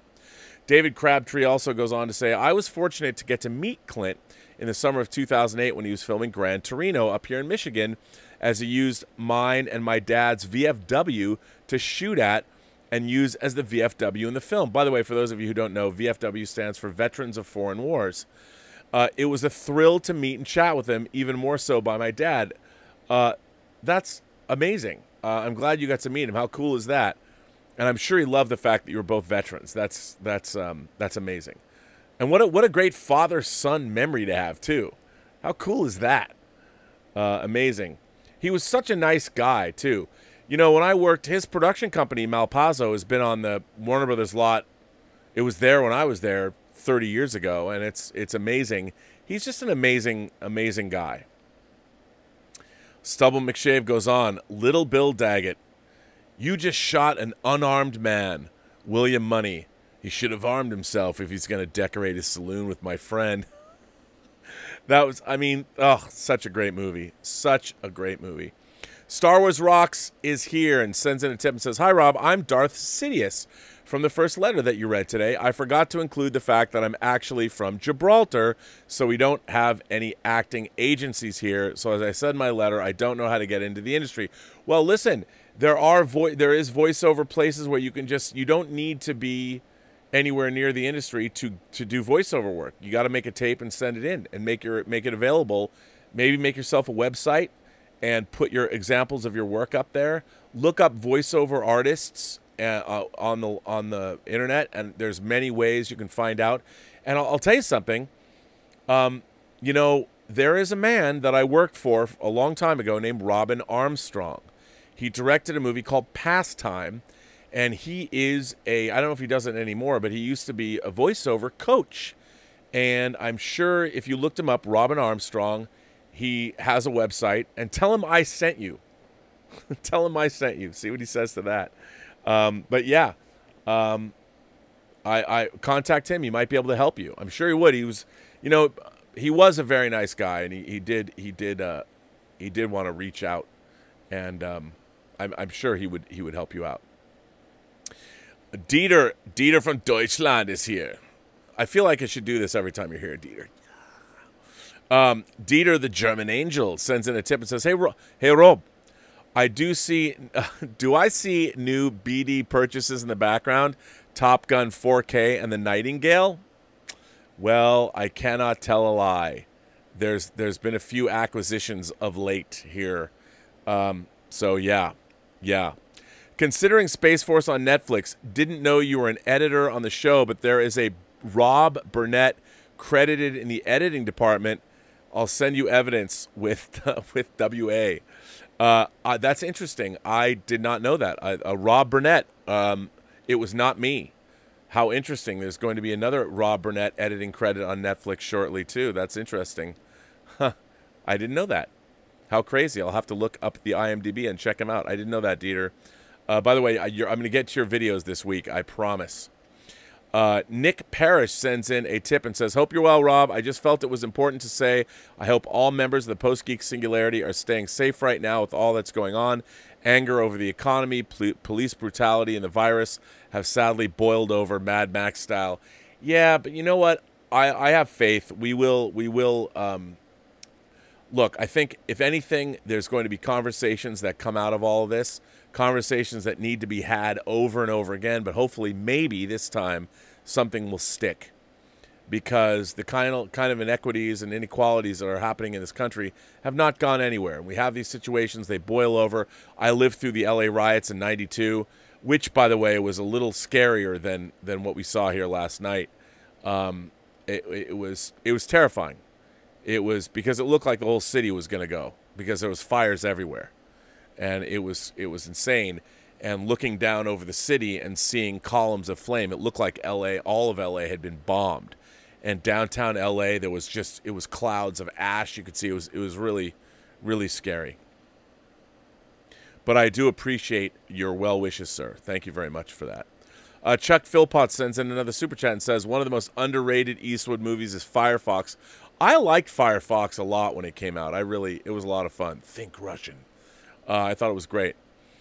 Jason S. says, how do you think Dirty Harry would handle the city streets walking around seeing alt-left terror groups like Antifa throwing bombs, smashing cars, looting, and beating innocent people while setting entire towns on fire? Would he have them make his day? Well, Jason, I think there was a combination of a lot of things going on. I mean, I lived through the LA riots, and there was no Antifa back then. And I think casting alt-left terror groups, I wouldn't characterize it. I think there was a lot of different kinds of people involved I saw a lot of Instagram warriors just getting Instagram posts too. I think there was a combination of a lot of stuff going on. I think that, if any lesson can be taken from all of this, if you want to look at these riots, lest we not forget that there is ongoing systemic racial inequality in this country that has never been fully dealt with, not in 400 years. There's a disproportionate amount of people of color and black Americans that are incarcerated in this country. There is an incredible amount of economic inequality. That poverty is the root cause of a lot of these problems, along with systemic racism. And, I've talked about, without getting political, I've talked about on this show, that until a person of color, whether they're a black, Latino, Asian, whatever descent, until they do not have to feel the kind of prejudicial behavior or systemic and institutionalized inequality that we have in this country, these things are going to continue to happen. They're going to continue to happen. And it's going to take, there's not one solution here. This is a systemic problem that has been baked into America. Again, Flint, Michigan does not have a clean water supply yet. And until these kinds of things happen, until all Americans can enjoy the benefits of life, liberty, and the pursuit of happiness, we are not going to be free of this. We're not going to be free of this. It's going to continue as it has continued. We've had hundreds of years to solve this problem, and now in the age of social media, when we can see, I mean, this poor guy who literally was straight up murdered. He was beaten before he was murdered. And it's all there for all to see. I mean, if you were a member of the Black American community in the United States, and you had to see what was on social media just in the last week, or the last 2 weeks, how would you feel? How would you feel?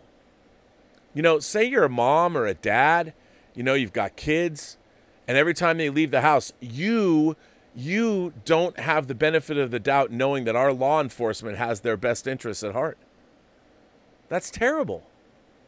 And this needs this kind of systemic racism, institutionalized racism, income inequality, poverty. We have problems that have never been fully addressed in this country. And now, you know, in a way, with our economy ravaged, America is like a ship that is fallen aground, or during a storm it was thrown against the shoals, and the wreckage has washed up on a beach somewhere. That's where America is right now. Well, now we're in a unique position. Our economy is trashed. So many people are out of work. Maybe now, when we rebuild our country, and make no mistake, we will rebuild our country, now is a perfect time. We're in a perfect position where we can start to address these issues. I mean, it's amazing to me over the weekend that there's been no address from the President of the United States. I talk about the person I saw on when they had a lot of black leaders on CNN, on Wolf Blitzer's show. You know, it's interesting to me. I published something from CNN. CNN's fake news. I'm like, did you read what I posted? Did you go back and watch Wolf Blitzer? It's not the network. Look at the content of what's on there. I mean, there is content that's worth seeing, whether you believe in CNN or not. I saw it. Wolf Blitzer's show yesterday at 8 in the morning. Check it out. But, you know, I think that Dirty Harry Callahan is as much as he might have been a hero of, say, the right wing or whatever, conservatives. Even I don't think Dirty Harry Callahan would go walking around blowing away looters or things like that. He would definitely be harsh with them, but I think he would have a lot to say about where we're at as a country. Bonjour, Robert. Claude is here. Comment allez-vous? I'm still waiting on a short segment comparing your Star Trek NCC 1701 refit model from the motion picture to your NCC 1701C model. Cheers, Rob. The problem with that, Claude, is one of them is completely finished and built and the other is not. I do love the Enterprise C, though. Not as much. I mean, the Ambassador class, it's a little AMC Pacer-ish. For those of you who don't know, the AMC Pacer was a car. My dad had one for a brief time. We called it the Pregnant Peanut, along with the AMC Gremlin. But yes, I should do that. And by the way, don't think we've forgotten about your script, sir. Don't think we have, because we haven't. It's good to see you today, sir. And I hope that everything is A-okay with you.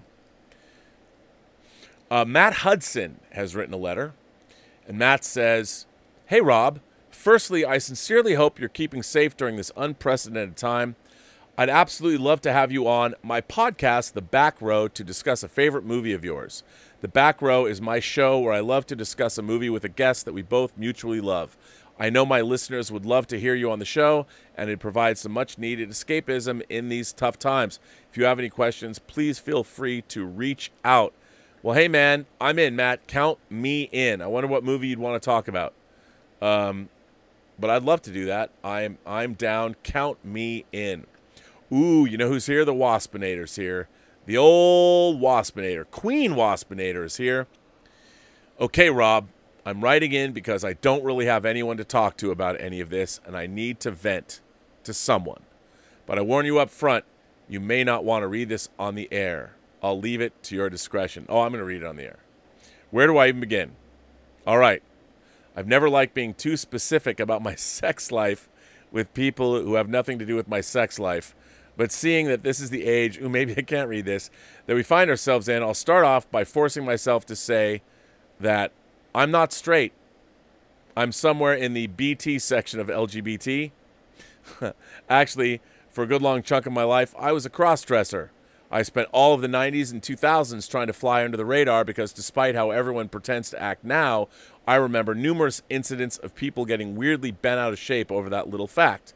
But as I sometimes hint at, There are indeed good reasons why I consider myself a social justice advocate, and for a long time, though I've been slowly pulling away from all that over the last several years. Oddly, or perhaps ironically, around the same time, I stopped cross-dressing. I tell people on those occasions, where does all this come from? Or when this does come up, that I've stopped because I don't like how I looked as I grew older in my 30s. But that's a cover story. Truth be told, it was Caitlyn Jenner and the sudden emergence of the trans acceptance movement and the fact that cross-dresser was suddenly designated as a gender that seemed to kill my interest in it. It's a fetish, something kinky to do with kinky people.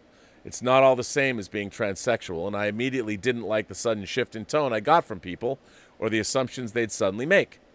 I, in no way, shape, or form, identify as female. I don't have dysphoria, though I did when I was young. So for the last 5 years or so, I've just tried to be a humble queer. I don't bring it up. I don't try and use it to bash people. I don't seek to use it for leverage for status. I don't want to hear you say a damn word about supporting me or whatever. It's none of your business. But unfortunately, without any of that context, what I'm about to relate wouldn't seem to mean much. All I'm saying is, all in all, I spent about 4 times as much of my life during a period where it wasn't cool to be open about this kind of stuff compared to the scant handful of years since it's become acceptable. So you may be able to imagine my surprise that for the first time in my entire life, on the very eve of Pride Month 2020, I was called a, well, I won't say the word, but it's a derogatory term starting with the letter F that is used to describe somebody who is homosexual. In the derogatory sense, by a black trans woman on Grindr, of all places. What the actual fuck? Here's the basic gist of the conversation. She messaged me initially telling me she had a thing for disgusting men worshipping her feet. First off, not a fan of a foot fetish. To each their own, I guess. But I didn't take well to being called the disgusting part.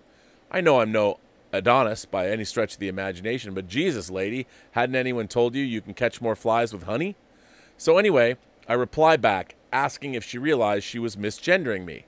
A bit sarcastic, perhaps, but I didn't write the LGBT rulebook. Anyway, this apparently set her alight, because suddenly I was getting a string of aggressively angry messages about how I'm just another white guy claiming minority status so I can feel sorry for myself, before calling me a pathetic F-word and then blocking me before I was able to type back that I'd been cross-dressing longer than her punk ass had even been alive. So let that sink in a moment. I was born and raised in Texas, and only now I have that classic epithet hurled at me on Grindr? Oh, the effing irony. And somewhat to my dismay, I find myself suddenly rethinking a lot of positions that I've taken in the past. Like the Joker said, all it takes is one bad day. One a-hole saying the wrong thing to the wrong person at the wrong time. For starters, I regret not moving to rural Florida to stay with my dad after my mom died. He bought land out there and plans to leave it to me anyway, and the notion of living rent-free certainly sounds nice. They'd get me a car, I'd be much better off in many ways.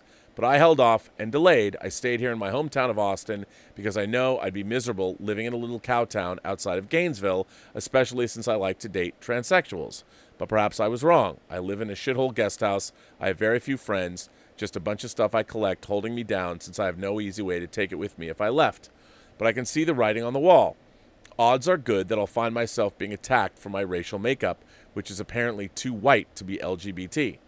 So, as you've likely noticed, since you're a rare gem who pays attention to his chats, I've said a few times, we were not yet past the apocalypse. I was anticipating some form of food riots by mid to late summer, but our brilliant and always even-handed police seem to have created a catalyst event ahead of schedule. However, the riots are being framed. They are far more than just any one thing, and don't give me that peaceful protest bullshit. All riots by nature start off as protests that go off the rails at some point. A large portion of it is certainly the quest for justice, but in the name of a man who apparently would have not approved of any of what is being wrought on his behalf, but there are other factors at play that will gain steam as long as this is permitted to go on. They never should have done the lockdown, Rob. Mark my words on it. It may be the worst mistake in American history. There is still such a thing next year. Right before this all exploded, I told some coworkers that I felt that America was finally over the denial phase and was starting to get angry. 2 days later, the whole effing country is literally on fire. One of these days, someone's going to realize that I'm not crazy or stupid. I've just been ahead of everyone else. So thanks to some a-hole cops in Minnesota and some a-hole landowners in centuries past, I have a strong feeling that I now have a target on my back, simply because I look the way I look, which forces me to consider some harsh realities. Namely, if I do continue to find myself being abused for no damn good reason whatsoever because of my color, then for the sake of survival, logic would dictate that I would ultimately have to side with whichever side of the emerging conflict is not going to persecute me the most. So ask yourself, is the left more anti-white than the right is anti-gay? That's a rhetorical question, Rob. Homegirl from earlier pretty much answered it for me. The so-called intersectional coalition is going to fly apart at the seams, and rather quickly, I suspect. We have two futures emerging in the haze ahead of us, both still unrealized, but both quite close at hand. Do we get the anarchist free-for-all leading to the Mad Max future, or does meme magic prove to be true and Trump winds up as a real god emperor over a real military police state? I guess if we want to still collect toys and t-shirts and talk about Star Wars and Star Trek ruining our lives, we better hope for the latter, because our moral ideas will all lead us to ruin. They shouldn't have shut down the country, Rob. They should have told us to brace for a bunch of people to get sick, just like every other time a new disease crops up. Now too many people are unemployed, bored beyond all capacity, and angry for reasons they can't fully comprehend or articulate. George Floyd was merely the catalyst. It could have been anything, and it could have been avoided. Now the populace is learning America's darkest secret. Police authority is a bluff. They can't control us all at once, and they flee whenever they're in danger, like anyone would. We don't even need damn guns. We're always going on about needing to fight the government. Large crowds with rocks and fists are enough. But as Robert Heinlein observed, violence is the supreme power from which all authority is derived. At some point soon, unless some miracle happens, a moment of critical mass will be reached when U.S. military forces, which have already been deployed, mind you, will cross a threshold that forces them to fire live automatic weaponry into a crowd of people. And I'm not talking a single soldier shooting at one guy. I mean sweeping a mob of random people with machine guns under orders. And then, do we rise up and call their bluff on America's second dark secret, that we don't have enough military personnel to control us all either, and we won't need guns of our own, just fists and rocks? Or will we put our heads down and condemn these horrible acts from the comforts of Twitter and go back speculating about how much Star Trek's Strange New Worlds will be? I think we both know the answer to that one. I know you may scoff, and for certain there will be some hot takes of doubt and whatabouts in the chat if you do read this aloud for some insane reason, but I'm not crazy, Rob. Well, unless you're using the definition of Pearson's puppeteers used to define it. Just give it some time and remember what I said in the aftermath. Oh, and I'm officially calling for Texas to start whatever legal procedures we find necessary to secede from the Union, and fast. We should have already been doing it. We were dragged once into one of America's racialized civil wars. We don't need to do that again. In the words of Guar, F this place. Thanks for listening, and my apologies for both the language and the subject matter. Your internet phantom friend, King Waspinator. Wow. Wow, that was pretty epic, King Waspinator. But you know what? First of all, that brings up a number of things. I want to thank you first and foremost. What a raw, honest letter that you wrote. And, you know, the fact that you took the time to write it, I'm not going to not share it. But how do I relate what you said back to this community and back to what we have here? And I would say this. The one thing that I've learned, and crazy enough, I've learned this living in Hollywood. I've learned this living in Hollywood. I mean, we're always the ones that are first. We Hollywood elites constantly pilloried on Twitter.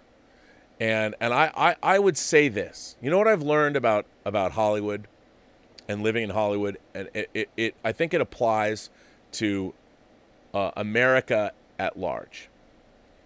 The people that come to Hollywood are looking to do things, and they're not just looking to become famous or become rich. But a lot of the people that I've met who work in Hollywood are here because they want to create. They want to create. They want to make something.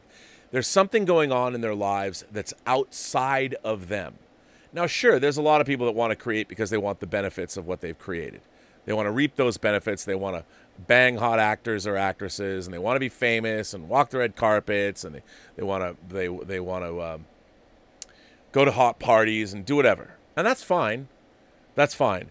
But you're not going to get very far in the entertainment business unless you can create. And the one thing about being in Hollywood is that you need, in order to do what we do, you need a lot of other creative people to do that very thing. Now, I have noticed over the 30-plus years that I've worked in the entertainment business, I've worked with people from the very beginning. I've worked with people of color. I've worked with lots of women.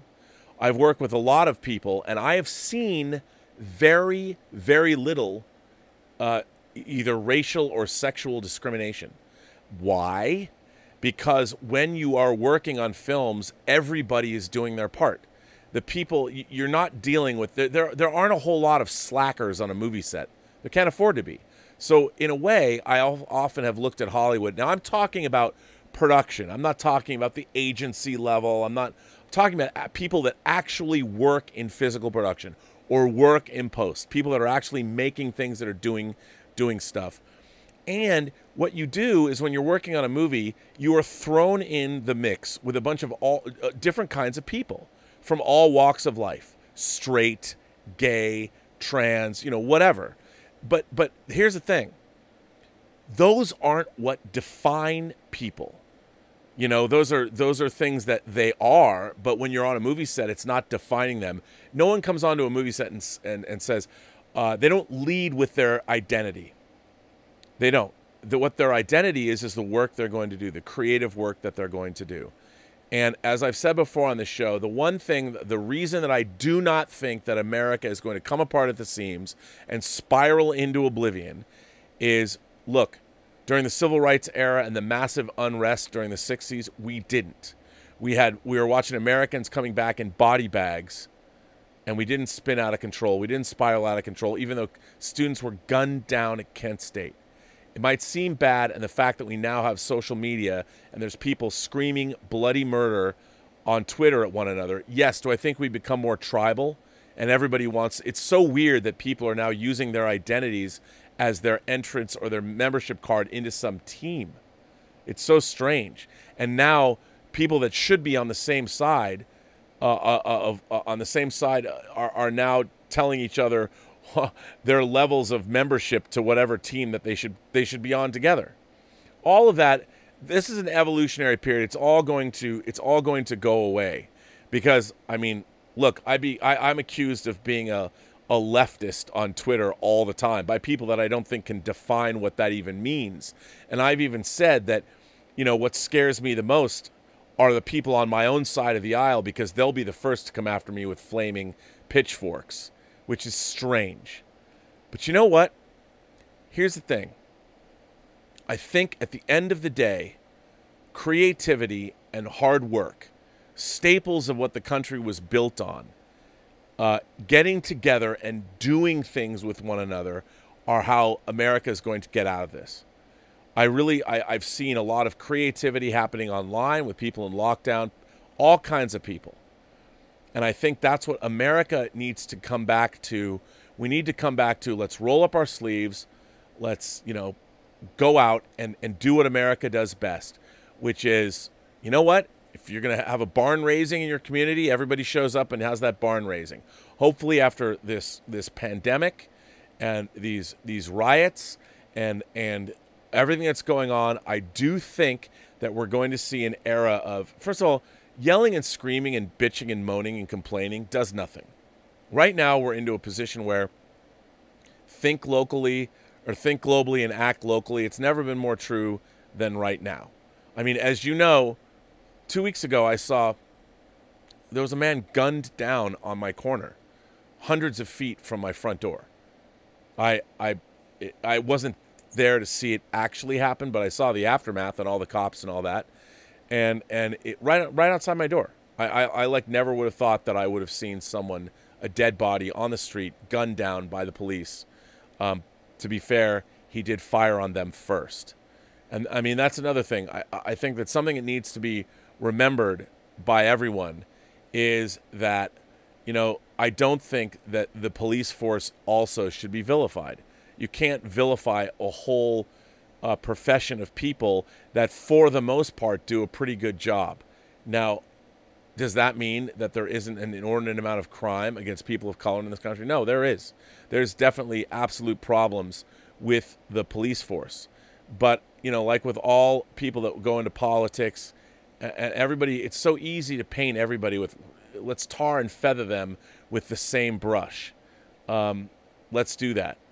It doesn't serve anyone's purpose. We don't see for every horrible act that a cop might perpetrate, we don't see the 10,000 acts of goodness or helpfulness that our boys and girls in blue do every day.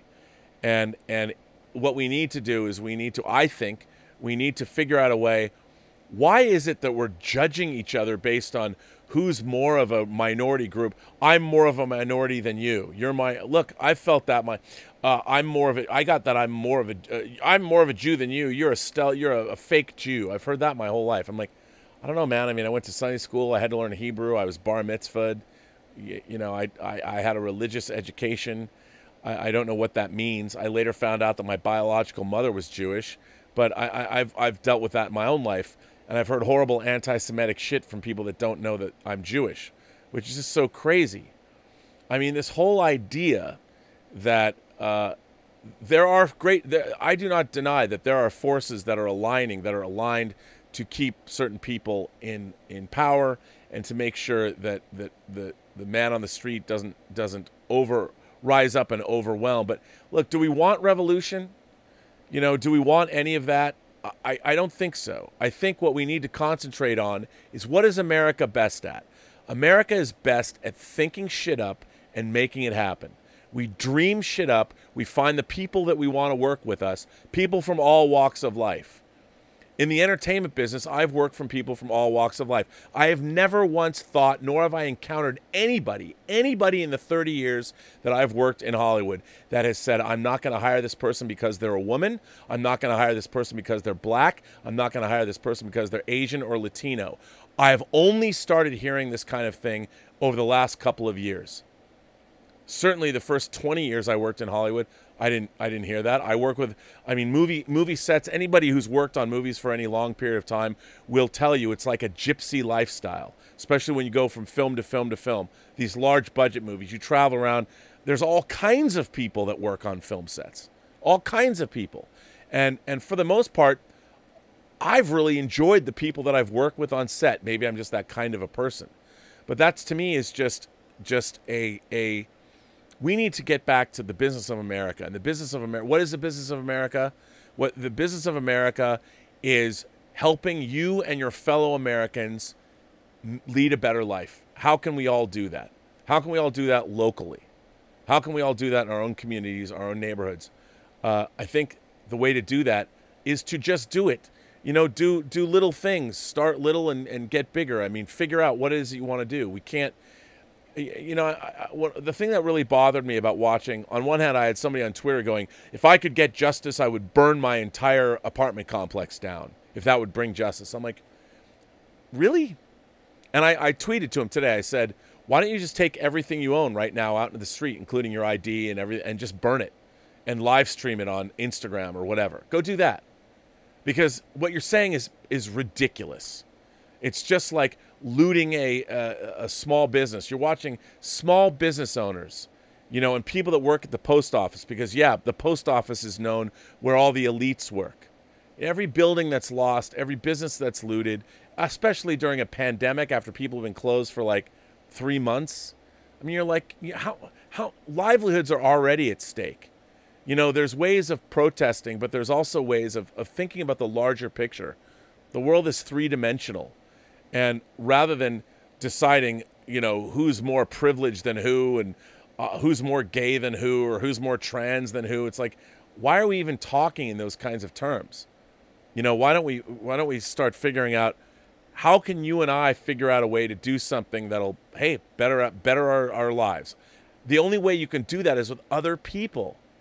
Collaborate. One of the things that I love about making movies, even though Hollywood elites are the first people to be pilloried, No. I mean, my experience has been I've worked with an incredibly diverse, constantly changing cast of characters. And they're all unified by their desire to make stuff. Make stuff that's outside of them. That's what you do when you make movies.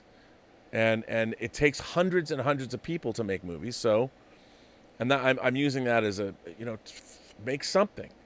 Partner up with somebody. Dream big. And all I can say is there are people that are losing their lives for problems that we've never, ever addressed. Not really. Not really. But the only way we're going to address them is if we do it together.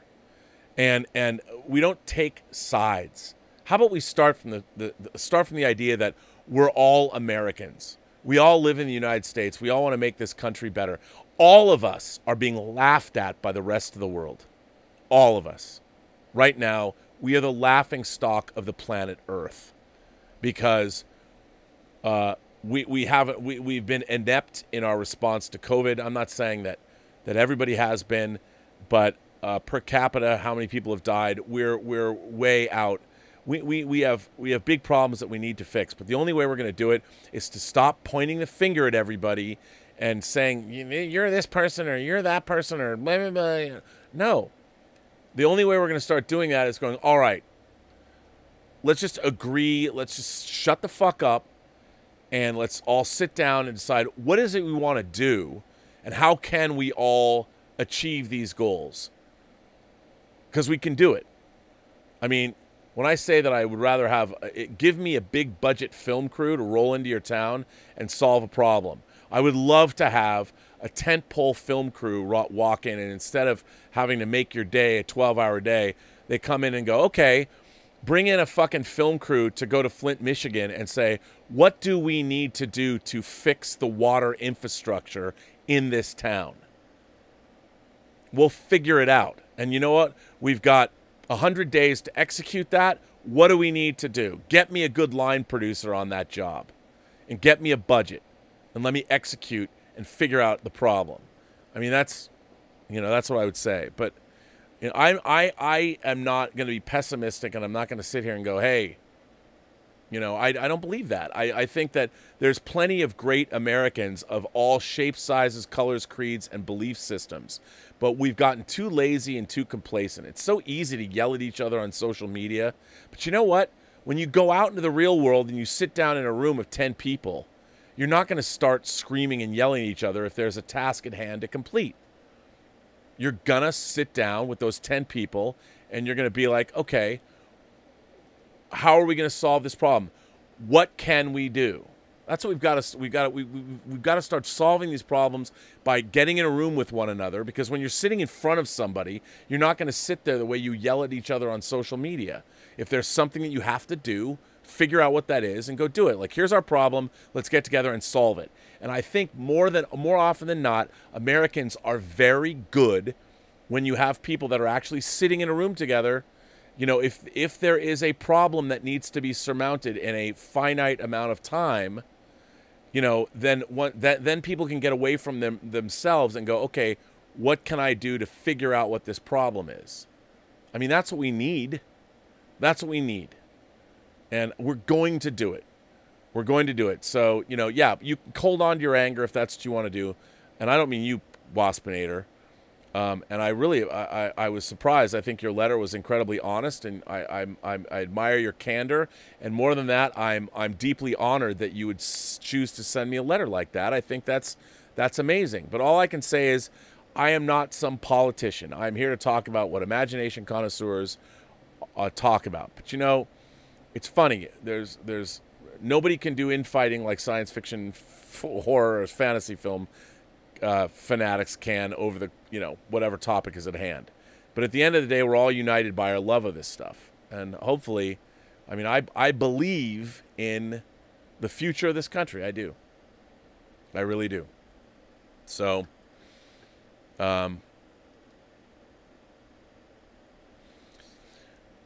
anyway, Joseph is here. Joseph says, "Oh, hi, Rob. what do you think of all these Andy Signore and company making manipulative videos about John Campea? Why are they so obsessed with him? By the way, when is the next Zoom party happening? Well, you know what I think? I think after what's going on, I think a Zoom party is we should have one sooner rather than later, just to sit down and, you know, l'chaim to life. We'll have like a Chabad telethon without raising money. You know, I think it's one of the great things about that Zoom party was it was just so much fun. It was, and don't we need fun? I mean, I would like to point out that I did the Mainframe Comic Con today, and it was basically two guys that thought it up and implemented it. And they were able to get celebrity guests, raise money, charity. They threw it together. It's not like it took them 6 months to do it. They thought up the idea during quarantine, during the lockdowns, during sheltering at home. They thought it up and did it, and they've now done it twice. They've done it twice, and it was innovative, and it was interesting, and they told me something about what their future plans are. And they said, we consider you part of the team now. And I was like, when they told me what they're going to do, I can't tell you what it is. It was mind-blowing. I'm like, really? It was what they're going to do is mind-blowing, and simply because they thought something up and they did it, you know, which was great. But about the John Campea thing, look, I think John Campea is one of the most successful of these YouTubers in the genre pundit space. I'd like to think I had something to do with his success over the last couple of years, but really, John's show is John's show, and he does a really great job, and he's really, you know, I'll tell you something about what I think is one of the great qualities of John's success in the YouTube space. He doesn't get distracted with all of this other BS. His job, his show, the John Campea show, is to talk about movie news and entertainment news of the day and interact with his viewers. And in doing so, provide, the best experience he can. The best experience he has. Or can provide. He's not looking at other YouTubers, and as a matter of fact, you know, when I talk to John, I am far more well versed in the YouTube space in terms of other people than he is. John literally does not concern himself with other YouTubers. He won't talk shit about them. He's like, as far as he's concerned, I mean, sometimes he's gotten testy with me when I've gone on certain shows, people that have gone after him, and I understand that. We've had conversations about it.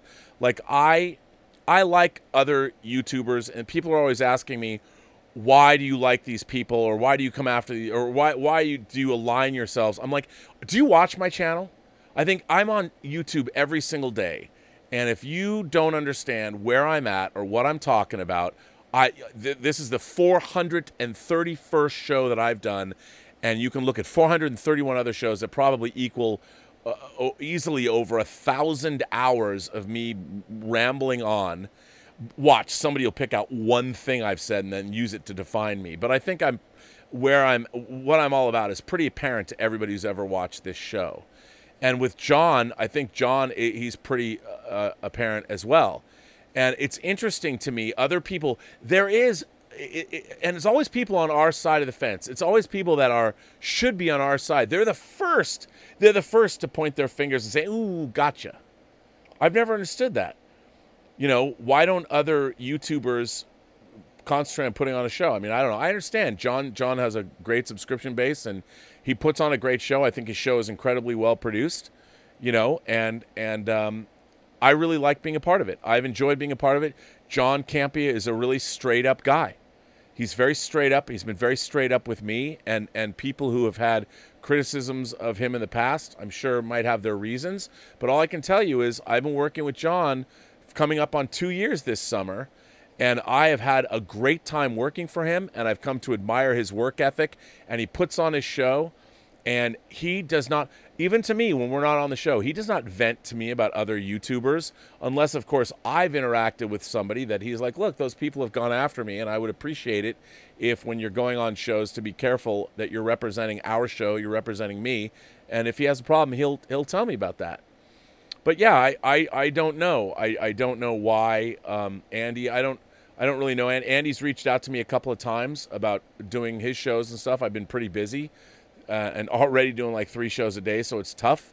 But yeah, I don't understand. I did watch his show about the fallout when Aaron was on the show and John was on the show talking about, and as I've said, I even said, I go, the reason John has Aaron on his show is so they can have differing points of view and talk about different things and to bring Aaron's perspective on the show.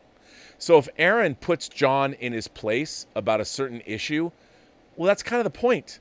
That's why John has her there, so they can have those debates. And I always think to myself, like, you're going to go after John Campea about something he was talking about to Aaron Cummings, who's very smart. She's whip smart and certainly, as you know, never backs down from a fight. John has a woman like her on his show specifically because she's smart and feisty and has her own point of view. And then when John says something, people go after John for saying something on a show that he's the one who actually has a woman of substance who's a working professional on his show. It's so weird to me that you're going to go after John for saying something like, ooh, let's go. It's a gotcha moment for Campea. I'm like, he put her on his show for that specific kind of interaction. And when it happens, when people go after John, I throw my hands up and I'm like, what are people not getting? I don't understand. I mean, he's got somebody on his show that is supposed to check him. That's supposed to say, John, I don't think so. Just like I will disagree with John. And he goes off on his rants. It's his show. But I think it's pretty cool. I don't know why people do that. But I like to be on a show. Just like I like to go on other people's shows. You know, I like to go on. I don't think that if I tweet something about Gary from Nerdrotic, or if I talk about, you know, The Critical Drinker, or I talk about Dave Cullen, or I talk about Jeremy from Geeks and Gamers, who has been nothing but nice to me. Do I agree with Jeremy's politics? No. But that doesn't mean that we're both not fans and I can't go on a show and have a conversation with him. And then people are like, you went on this show, this person like it. Listen, you got to talk to people that you don't always agree with. You have to. The only way we're ever going to, like, the idea that we're only going to talk to people. Look, the world is made up of all these different kinds of points of view. And my whole reason for being is let's all talk. Let's all tell our stories and figure this shit out. Because we're all going to have to be here together. We all live in the same neighborhood or the same place. Why don't we make it better? What can we do to make our situation better? How is that so hard? You know, it isn't. And I found, by the way, if you guys get together with people, you sit in a room with a bunch of people and you sit there and go, look, this isn't about me. It's not about you. It's about this task at hand. And by accomplishing the task at hand, we will make life better for all of us. And maybe in the course of trying to complete this task at hand, we'll get to know something more about one another, and maybe we'll have some mutual respect at the end because we'll have something that we've built together that we can both point at and go, hey, we made that thing, or we created that thing, or we caused that thing to happen, whatever it may be, despite our differences, and we still made it happen. Anyway, I don't know. I'm so off track here, but Clint Eastwood's birthday, I mean, there's a guy that's endured. So I'm going to bring an end to this chat. I want to thank everybody for the generous support of this channel. And, you know, I would hope that in this trying time that all of us, you know, it's always better to create something than it is to destroy. It's just a lot harder to do so. You know, anybody can destroy things. But think about the time and effort it took to build those things before you destroy them. And the fact that, you know, somebody before, it kills me when I think, like, I was watching, to be honest, last night, I'm watching this high-end sneaker store on Fairfax getting looted. And I'm like, well, of course a high-end sneaker store gets looted. But I also couldn't help but think about the people that work there. And, you know, you go into sneaker stores like that and you look at the displays. Somebody that was probably not making much more than minimum wage, who has a job there, took pride in stocking that store, keeping all the inventory taken care of. That was their job. You know, and they might have been out of work already and they don't know if they're going to get their job back. And they come back and they see the store that they've worked at, or whoever owned that store, whoever started that store. It was a small business. It was not a chain store. And I was watching live why people just smashed the store, walked into the store and trashed the entire thing. And don't tell me that you're protesting someone's lost life or all kinds of injustice.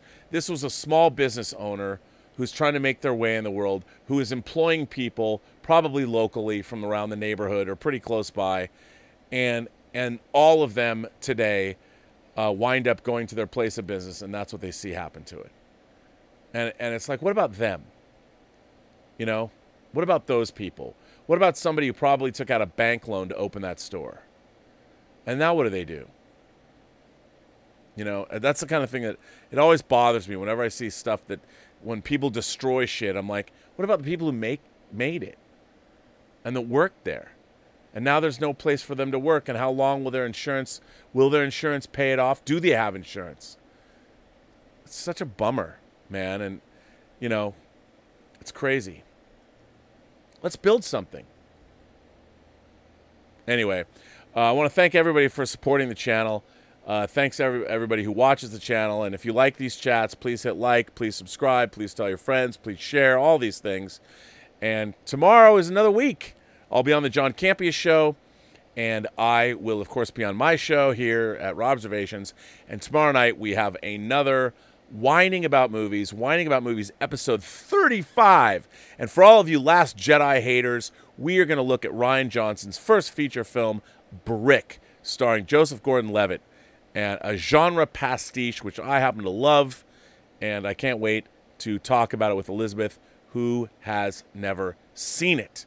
So that's what we're watching tomorrow. 3 shows. If you haven't tired of listening to me talk yet, well, you might be by the end of tomorrow, but hope not. I want to thank my moderating staff. I want to thank Mike Bodden. I want to thank, of course, Detective Jim Boyers and his wife Heidi. I want to thank Greg Smith. I want to thank Jordy Lyons and Louis Yu, who's going to he's not going to be around as much because he's taking care of his older sister. He's a good younger bro.